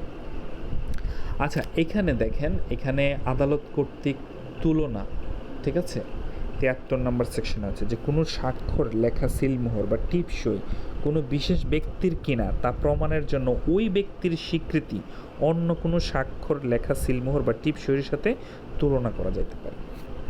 ঠিক আছে, এই কথাটাই বলা আছে এখানে। তারপরে দেখেন 73-এর ক, খ, এগুলো হলো আপনার লেটেস্ট প্রযুক্তি, ডিজিটাল স্বাক্ষরের সঙ্গে তুলনা করা, ফরেনসিক স্বাক্ষরের সঙ্গে যে তুলনা করা, ঠিক আছে, এইগুলার ব্যাপারে এখানে বলা আছে। আদালত ডিজিটাল স্বাক্ষর যাচাইয়ের জন্য নির্দেশ দিতে পারবে এই সেকশনের আওতায়। আর 73-এর খতে কি আছে? যে ফরেনসিক সাক্ষ্য কোনগুলো? ভৌত বা ফরেনসিক। ভৌত মানে হলো ফিজিক, ঠিক আছে, মানে আপনার গঠনগত, যেমন আঙ্গুলের ছাপ, আর ফরেনসিক ডিএনএ টেস্ট করা, ঠিক আছে, এইগুলো তুলনার জন্য আদালত নির্দেশ দিতে পারবে এই সেকশনের বলে। তারপরে দেখেন 74 থেকে 78 নম্বর সেকশনে বলা আছে সরকারি দলিল এবং বেসরকারি দলিল সম্পর্কে। দলিলকে আইনি ভাষায় ডকুমেন্টস বলা হয়, টাইটেল বলা হয়, ইনস্ট্রুমেন্ট বলা হয়, তাই না? আচ্ছা, তো এই যে দলিলগুলো আছে, যে আমরা সরকারি দলিল বা পাবলিক ডকুমেন্ট, তাহলে দলিলটাকে আমরা কয় ভাগে ভাগ করতে পারি? একটা হলো পাবলিক ডকুমেন্টস আর একটা হলো প্রাইভেট ডকুমেন্টস, ঠিক আছে, একটা হলো পাবলিক ডকুমেন্টস আর একটা হলো প্রাইভেট ডকুমেন্টস, তাই না? আচ্ছা, তো এই যে পাবলিক অ্যান্ড প্রাইভেট ডকুমেন্টস আছে, এখানে মূলত আমরা সরকারি দলিল সম্পর্কে যে জিনিসটা, সেটার সংজ্ঞাটা আসলে কি? সংজ্ঞাটা হলো সার্বভৌম কর্তৃপক্ষ, রাষ্ট্রীয় যে কর্তৃপক্ষ আছে, সরকারি সংস্থা বা ট্রাইব্যুনালের কার্যাবলীর রেকর্ড, আইন, বিচার ও নির্বাহী বিভাগ। যেমন আইন, বিচার, নির্বাহী, আমরা জানি না সাংবিধানিকভাবে আমাদের 3টা আলাদা আলাদা বিভাগ আছে। আফিয়া আপু প্লিজ বলেন। হ্যাঁ, আমার প্রশ্নটা হচ্ছে যে দেওয়ানি আইনে তো যে সমস্ত বিষয়গুলো আছে তার মধ্যে হচ্ছে একটা অধিকার, হুম এই ডিএনএর মাধ্যমে যে অধিকারটা মানে বাস্তবায়ন করা যায়, কিন্তু দেওয়ানি আইনে তো এটা নাই, ডিএনএ বিষয়ে কোনো কথা নাই। এটা তাহলে কোন আইনের মাধ্যমে এটা বিচার কার্যটা সম্পাদন করে?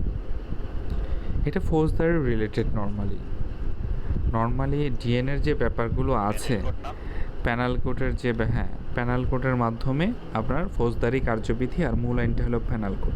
কারণ ডিএনএর প্রসঙ্গটা নর্মালি আসে কিসের মাধ্যমে? আসে হলো আপনার যে কোনো ধরনের ধর্ষণ হইতে পারে, অথবা বাচ্চার প্রমাণের ক্ষেত্রে আসতে পারে, অথবা প্রতারণা। নর্মালি মেয়েদের ক্ষেত্রে কিন্তু আপনার যে শারীরিক সম্পর্ক সেটার জন্য কিন্তু তাকে আপনি বেবিচার অথবা এরকম ধরনের ছোটোখাটো ইয়ে আছে, কিন্তু সম্পদের ক্ষেত্রেও তো আসতে পারে। মেজরভাবে কিন্তু ওইভাবে ইয়ে নেই। হ্যাঁ, বুঝি নাই। হ্যাঁ, বেবিচারের রিলেটেড হইতে পারে। আমি বলতে চাচ্ছি মূলত ডিএনএটা আপনার দণ্ডবিধি রিলেটেড যে অকারেন্সগুলো আছে সেটার মাধ্যমে এখানে ফুটে ওঠে। আর সাক্ষ্য আইনটা মূলত আপনার দেওয়ানি এবং ফৌজদারি উভয়ের সঙ্গে রিলেটেড। তো ডিএনএটা আফিয়া আপু যেটা বলতেছিলেন যে এটা তো ডিএনএ টেস্টের মাধ্যমে বাচ্চার অধিকার, তো অধিকার এবং যে ব্যাপারগুলো আছে এগুলো তো দেওয়ানি রিলেটেড, এটা ছিল ওনার কথা। তো এখানে কথা হলো যে এখানে অধিকারটা বলতে আসলে দেওয়ানির প্রকৃতির ভিতরে পড়ে না। দেওয়ানির প্রকৃতির মোকদ্দমা কোনগুলো? সেটা জমি জমা রিলেটেড, ইনজাংশন রিলেটেড, সুনির্দিষ্ট প্রতিকার পাওয়ানো, সুনির্দিষ্ট কার্য সম্পাদন, এই রিলেটেড। বা ডিএনএটা আপনার রিলেটেড হবে দণ্ডবিধি, ফৌজদারি কার্যবিধি এবং সাক্ষ্য আইনের রিলেটেড সেকশনগুলোর সঙ্গে ওতপ্রোতভাবে জড়িত। আশা করি আফিয়া আপু বুঝতে পারছেন।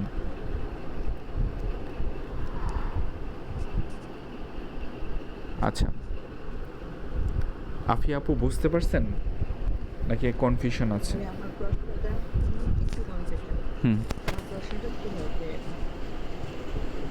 কোনো সন্তান পিতার সম্পত্তি সেই সন্তান এতদিন নিখোঁজ ছিল বা জানাই ছিল না পরিবারের কারো, কোনো একটা সময় সে উদিত হলো এবং সে ডিএনএ টেস্টের মাধ্যমে জানলো যে না, সে এই বাবারই সন্তান। তখন তো তার সম্পত্তিতে তার অধিকার থাকে। তো এটা তখন কোন আইনের মাধ্যমে তাকে এই অধিকারটা দেওয়া হবে? কারণ দেওয়ানিতে তো এই ডিএনএ নিয়ে কোনো আলোচনা নেই।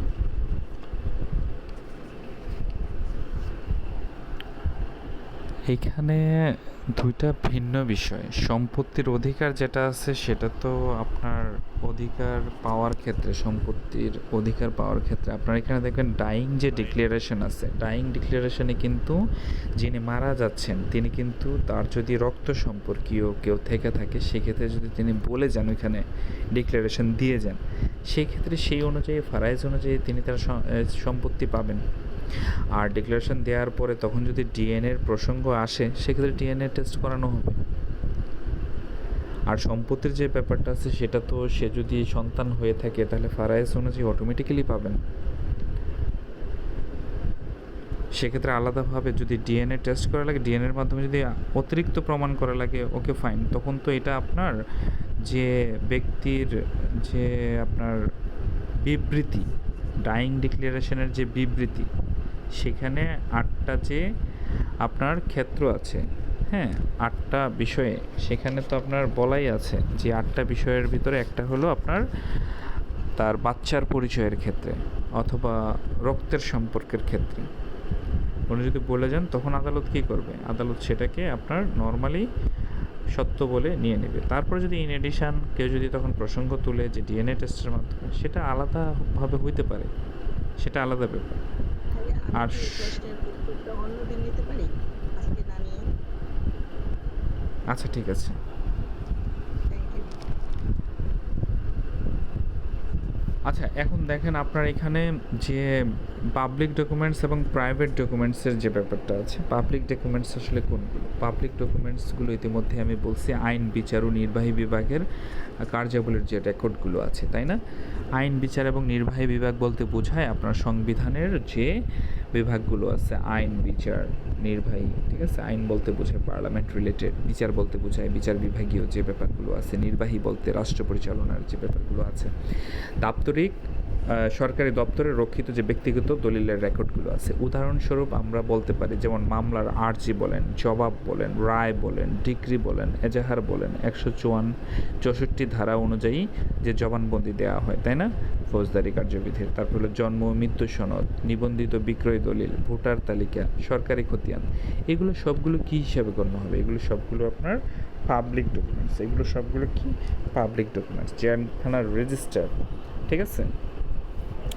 তারপরে মনে করেন যে সার্ভে সেটেলমেন্টের যে হিসাব আছে, তারপরে কোম্পানির মেমোরেন্ডাম অফ অ্যাসোসিয়েশন, ঠিক আছে, এই ব্যাপারগুলো, ভোটার তালিকা তো বললাম, সরকারি খতিয়ান তো বললাম, আদমশুমারি, নাগরিকত্ব সনদ, এফআইআর, এগুলো বলছি।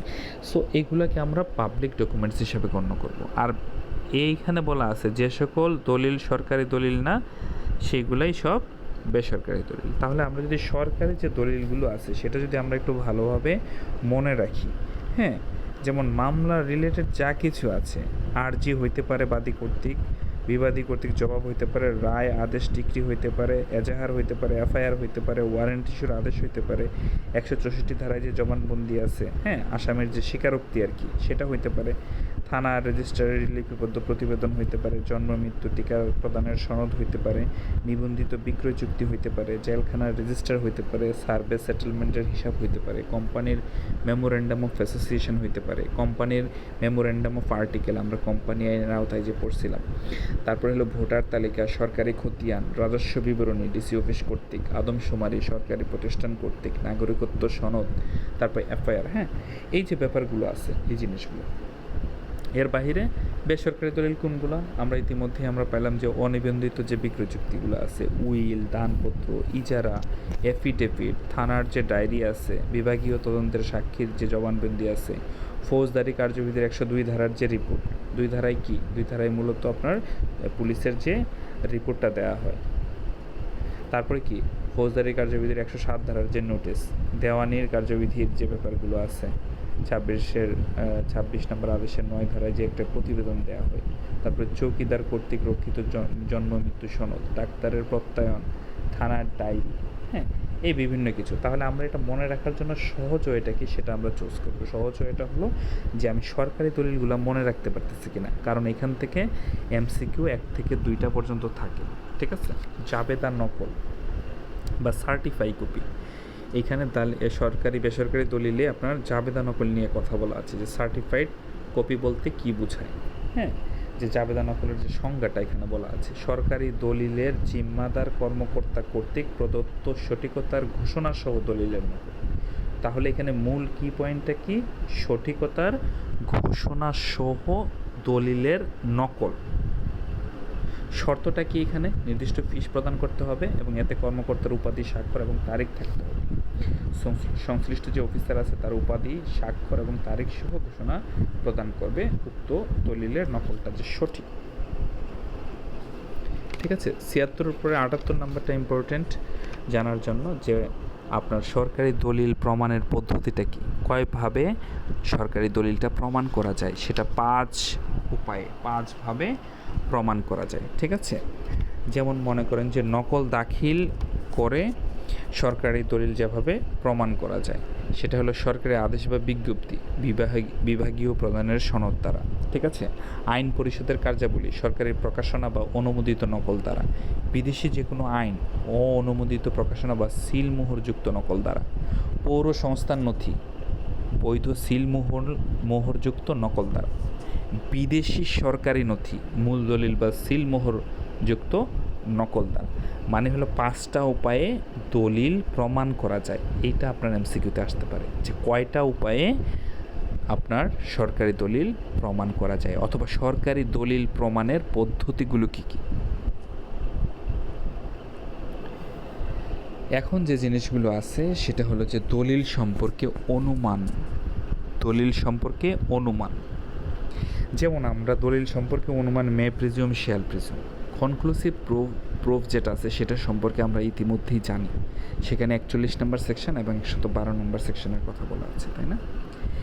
এই যে আপনার যে সরকারি দলিল সম্পর্কে যে অনুমান, সেটা 79 নম্বর সেকশনে হলো জাবেদা নকলের বিশুদ্ধতা। যেমন সার্টিফাইড যে কপিটা আছে, আদালত জাবেদা নকলকে সঠিক বলে অনুমান করতে বাধ্য। মানে আদালত কোনো জাবেদা নকল সম্পর্কে সঠিকভাবে প্রমাণিত বা সম্পাদিত হইছে সেই হিসাবে শ্যাল প্রিজিউম কী করবে? শ্যাল প্রিজিউম মানে বাধ্যতামূলকভাবে অনুমান করবে, অবশ্যই অনুমান করবে। আর মে প্রিজিউম মানে হলো যে অনুমান করবে, আর শ্যাল মানে হলো জোর দিয়ে যে কোনো জিনিস অবশ্যই করবে। 80 নম্বর সেকশনে কি বলা আছে? বলা আছে স্বাক্ষর রেকর্ড আপনার জজ বা ম্যাজিস্ট্রেট কর্তৃক লিপিবদ্ধকৃত সাক্ষ্য। জজ বা ম্যাজিস্ট্রেট কর্তৃক লিপিবদ্ধকৃত সাক্ষ্য কোনগুলো? যেমন 164 ধারায় যে জবানবন্দি দেওয়া হয়, ঠিক আছে, মানে জজ বা ম্যাজিস্ট্রেট কর্তৃক লিপিবদ্ধকৃত সাক্ষ্যটা সঠিক, সত্য এবং যথাযথভাবে সম্পাদিত হয়েছে এটা তারা অনুমান করবে, এই জিনিসটা বলা আছে।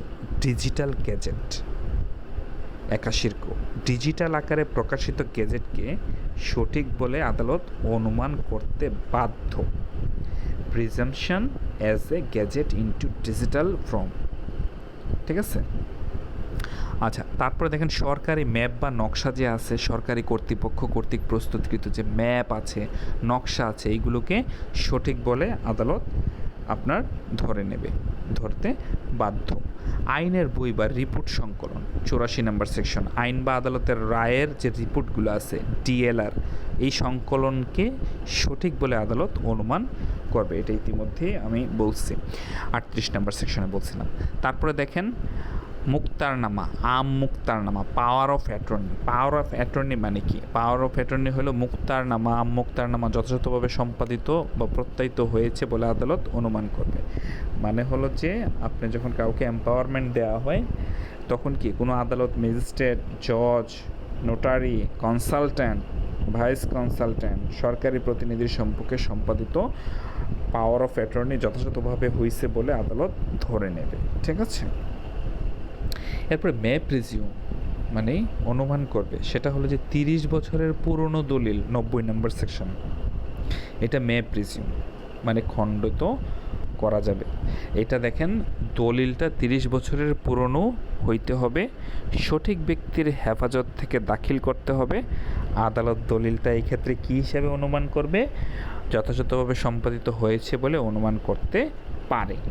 আরেকটা হলো অবশ্যই অনুমান করতে বাধ্য, তবে খণ্ডানো যাবে সেটাও।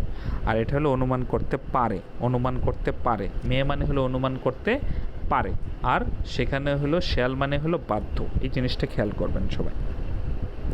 তাহলে এখানে দুইটা জিনিস, দলিলটা 30 বছরের পুরনো হতে হবে, আর যার হেফাজতে থাকার কথা ছিল তার হেফাজত থেকে দলিলটা আপনার দাখিল করা। এটা মূলত বোঝাচ্ছে দলিলের মালিক যে তার কাছ থেকে এই জিনিসটা আদালতে হাজির হয়েছে কিনা, নাকি অন্য জায়গা থেকে আসতেছে, এই ব্যাপারগুলোই মূলত এখানে মুখ্য বিষয়। তারপরে 90-এর এটা মানেই বুঝবেন যে নতুন ধারা, 5 বছরের পুরনো ডিজিটাল রেকর্ড। এখানে শর্ত কি? রেকর্ডটা 5 বছরের পুরনো হইতে হবে আর যথাযথ হেফাজত থেকে দাখিল করা হয়েছে। ডিজিটাল, এটা রেকর্ডিং হইতে পারে, ভিডিও হইতে পারে, এই জিনিসগুলো হইতে পারে। তাহলে এখানে কি কি জিনিস হইতে হবে? আপনার অনুমান, আদালত ডিজিটাল স্বাক্ষরটা সঠিকভাবে সঠিক ব্যক্তির বলে অনুমান করতে পারে। ডিজিটাল রেকর্ডটা 5 বছরের পুরনো হইতে হবে, যথাযথ হেফাজত থেকে দাখিল করা যদি হয় আদালত অনুমান করতে পারে যে রেকর্ডটা উপযুক্ত ব্যক্তির নিকট থেকে দাখিল করা হয়েছে। মাইন্ডেড। আর দালিলিক সাক্ষ্য দ্বারা মৌখিক সাক্ষ্য বর্জন, মোস্ট ইম্পর্টেন্ট। দালিলিক সাক্ষ্য দ্বারা মৌখিক সাক্ষ্য, দলিল দ্বারা মৌখিক সাক্ষ্য বর্জন হবে, সোজা কথা, ঠিক আছে। যেখানে দালিলিক সাক্ষ্য আছে সেখানে মৌখিক এতটা মুখ্য বিষয় না। যেমন মনে করেন কোনো চুক্তি, অনুদান বা সম্পত্তির হস্তান্তর দলিল আকারে লিপিবদ্ধ হয়েছে, দলিলের শর্তাবলী প্রমাণের জন্য ওই দলিলটাই যথেষ্ট, কোনো মৌখিক সাক্ষ্য এখানে গ্রহণ করা যাবে না।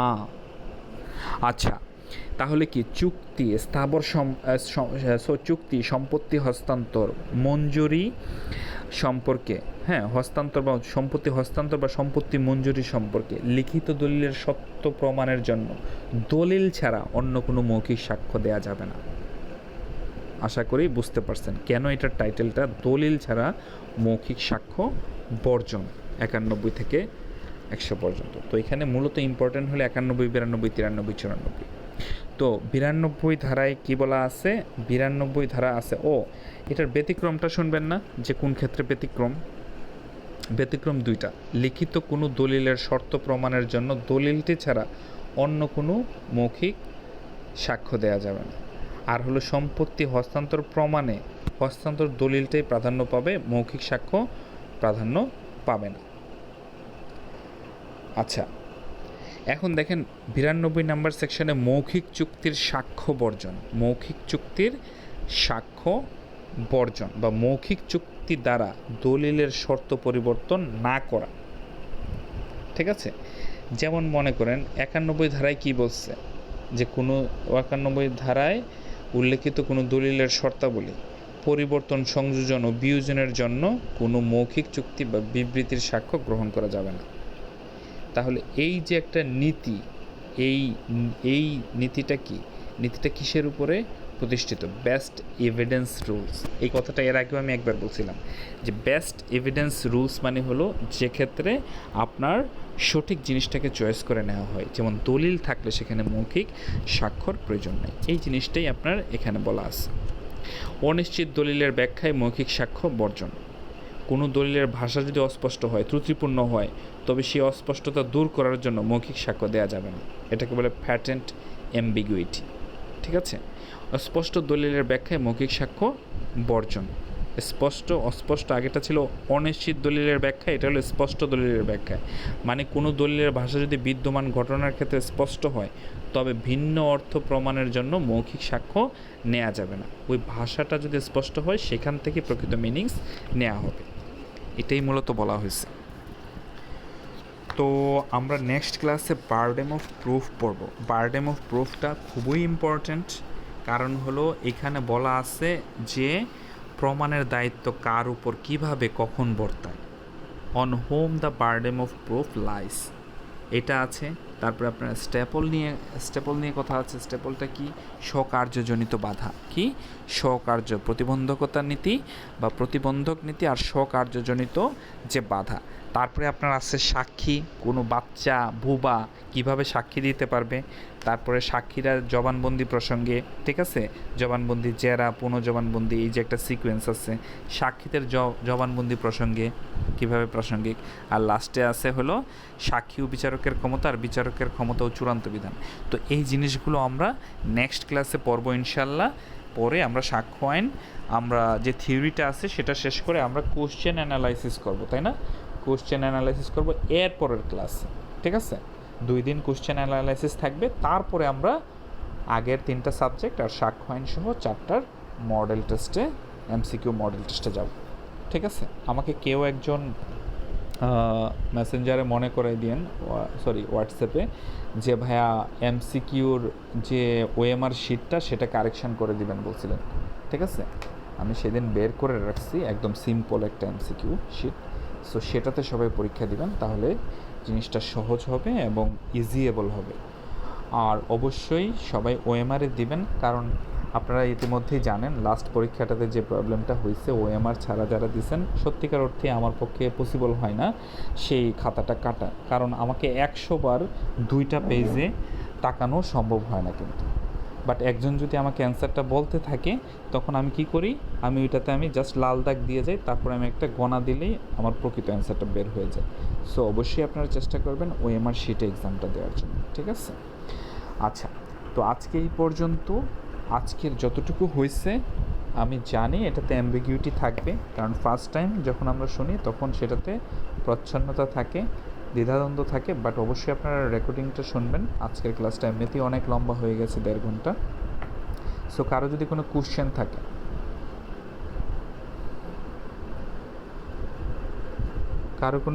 থাকলে আমাকে করতে পারেন, যে ভাই এই জিনিসটা, এনি কাইন্ড অফ কোশ্চেন।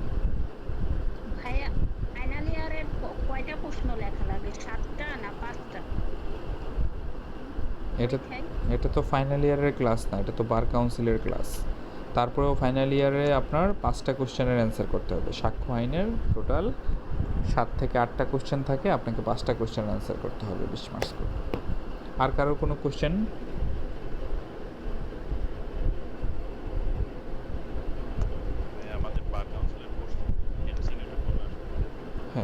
এটা খুব একটা সুন্দর কোশ্চেন। এটার অ্যান্সারটা ইতিমধ্যেই আমি আমাদের গ্রুপে যারা আছেন 3,500 জনের যে গ্রুপটা আছে, এটা আমাদের অফিসিয়াল গ্রুপ, সেখানেও আমি দেওয়ার চেষ্টা করছি। এটা হলো যে আপনার ধরে রাখেন মার্চ এপ্রিলের আগে সম্ভব না। কীভাবে সম্ভব না আমি এক্সপ্লেন করি। কারণ হলো যে আপনার এখন যে লিখিতটা আছে এটার রেজাল্টটা হবে নভেম্বরের আগে সম্ভব না, অথবা অক্টোবরের লাস্টে হইতে পারে। হ্যাঁ, লাস্ট। আচ্ছা, এক্সিলেন্ট। তো লাস্টে যদি দেয় তাহলে এটার ভাইবা বোর্ডটা হবে মিনিমাম 5,000 হতে পারে, 15-20 দিন, এত কম দিনের ভিতরে শেষ হয়ে যাবে। আমি তো জানি জানুয়ারি পর্যন্ত হবে।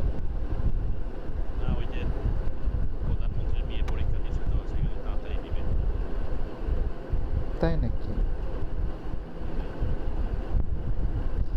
তাহলে তো এক্সাম, শোনেন, ফেব্রুয়ারি একটা মাস ব্যাপী দেয়, ফেব্রুয়ারির 1 তারিখ থেকে 28শে ফেব্রুয়ারি এরকম দিতে পারে। তো যারা এবার ফাইনাল পাস করছে যদি জানুয়ারি দেয়, হ্যাঁ, তাহলে তো কিছু করার নেই, পরবর্তী এমসিকিউতে চেষ্টা করতে হবে। আর তবে আশাহত হওয়ার দরকার নেই, নিজেকে তো আগায় রাখতে সমস্যা নেই। হ্যাঁ, নিজেকে আগায় রাখতে সমস্যা নেই। তবে এটা যদি স্পেশালভাবে প্রাইম মিনিস্টার এবং অ্যাটর্নি জেনারেলের মেয়ে পরীক্ষা দেওয়ার কারণে করা হয়, সেটা ভিন্ন ব্যাপার, সেটা নিয়ে আমার কোনো বক্তব্য নেই। বাট বাংলাদেশের ইতিহাসে এখন পর্যন্ত ঘোষণা দেওয়ার পরেও 25 সালে 2টা পরীক্ষা একই বছরে নেওয়া যায়নি। হ্যাঁ, ফেলের হারটা বেশি, কারণ হলো যে আপনার 35 বছরের রেস্ট্রিকশান করা এটা কোনোভাবেই সম্ভব হচ্ছে না। কারণ হলো যে বিশ্বের কোথাও এটা রেস্ট্রিকশান নাই, এটা হলো ফার্স্ট পয়েন্ট। তাহলে করতে হবে কি? করতে হবে প্রশ্নটা এমনভাবে করতে হবে যেন প্রকৃত মেধাবীরাই আসে। এবং এটার একটা ব্যাড এফেক্ট কিন্তু ইতিমধ্যেই পড়ছে। অনেকে আছে ব্যারিস্টারি করে এসেও বার কাউন্সিল কিন্তু পাশ করতে পারতেছে না।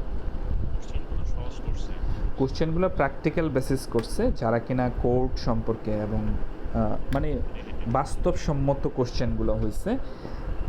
এবং জানতে হবে আসলে, সত্যি কথা বলতে আপনার ব্যারিস্টারি করে এসেও কিন্তু আপনার দেখবেন যে টিকতেছে না। কারণ কি?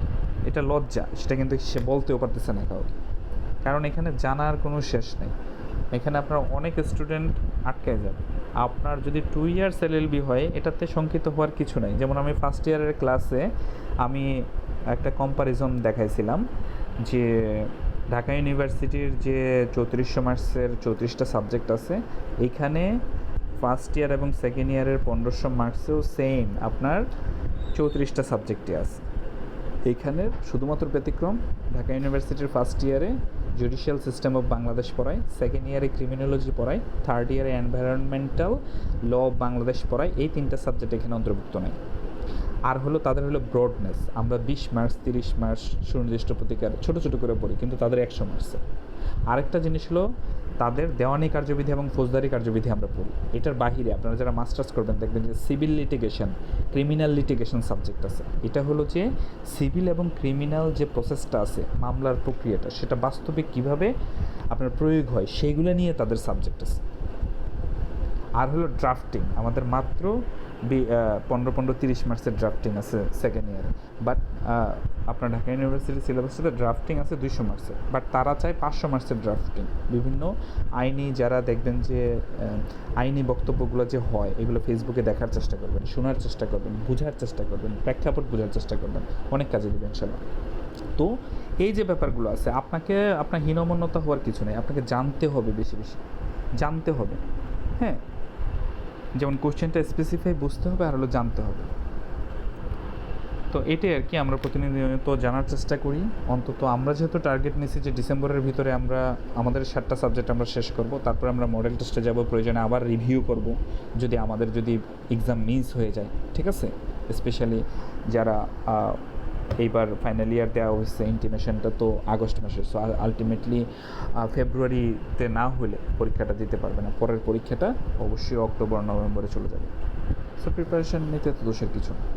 আর কারো কোনো কোশ্চেন আছে? থ্যাংক ইউ মাহমুদুল ভাই, কোশ্চেনটা অনেক ভালো ছিল। আর কারো কোনো কোশ্চেন আছে? আচ্ছা, না থাকলে টুডে আপ টু দিস আমি এখানে শেষ করি। সবাই ভালো থাকবেন। আসসালামু আলাইকুম।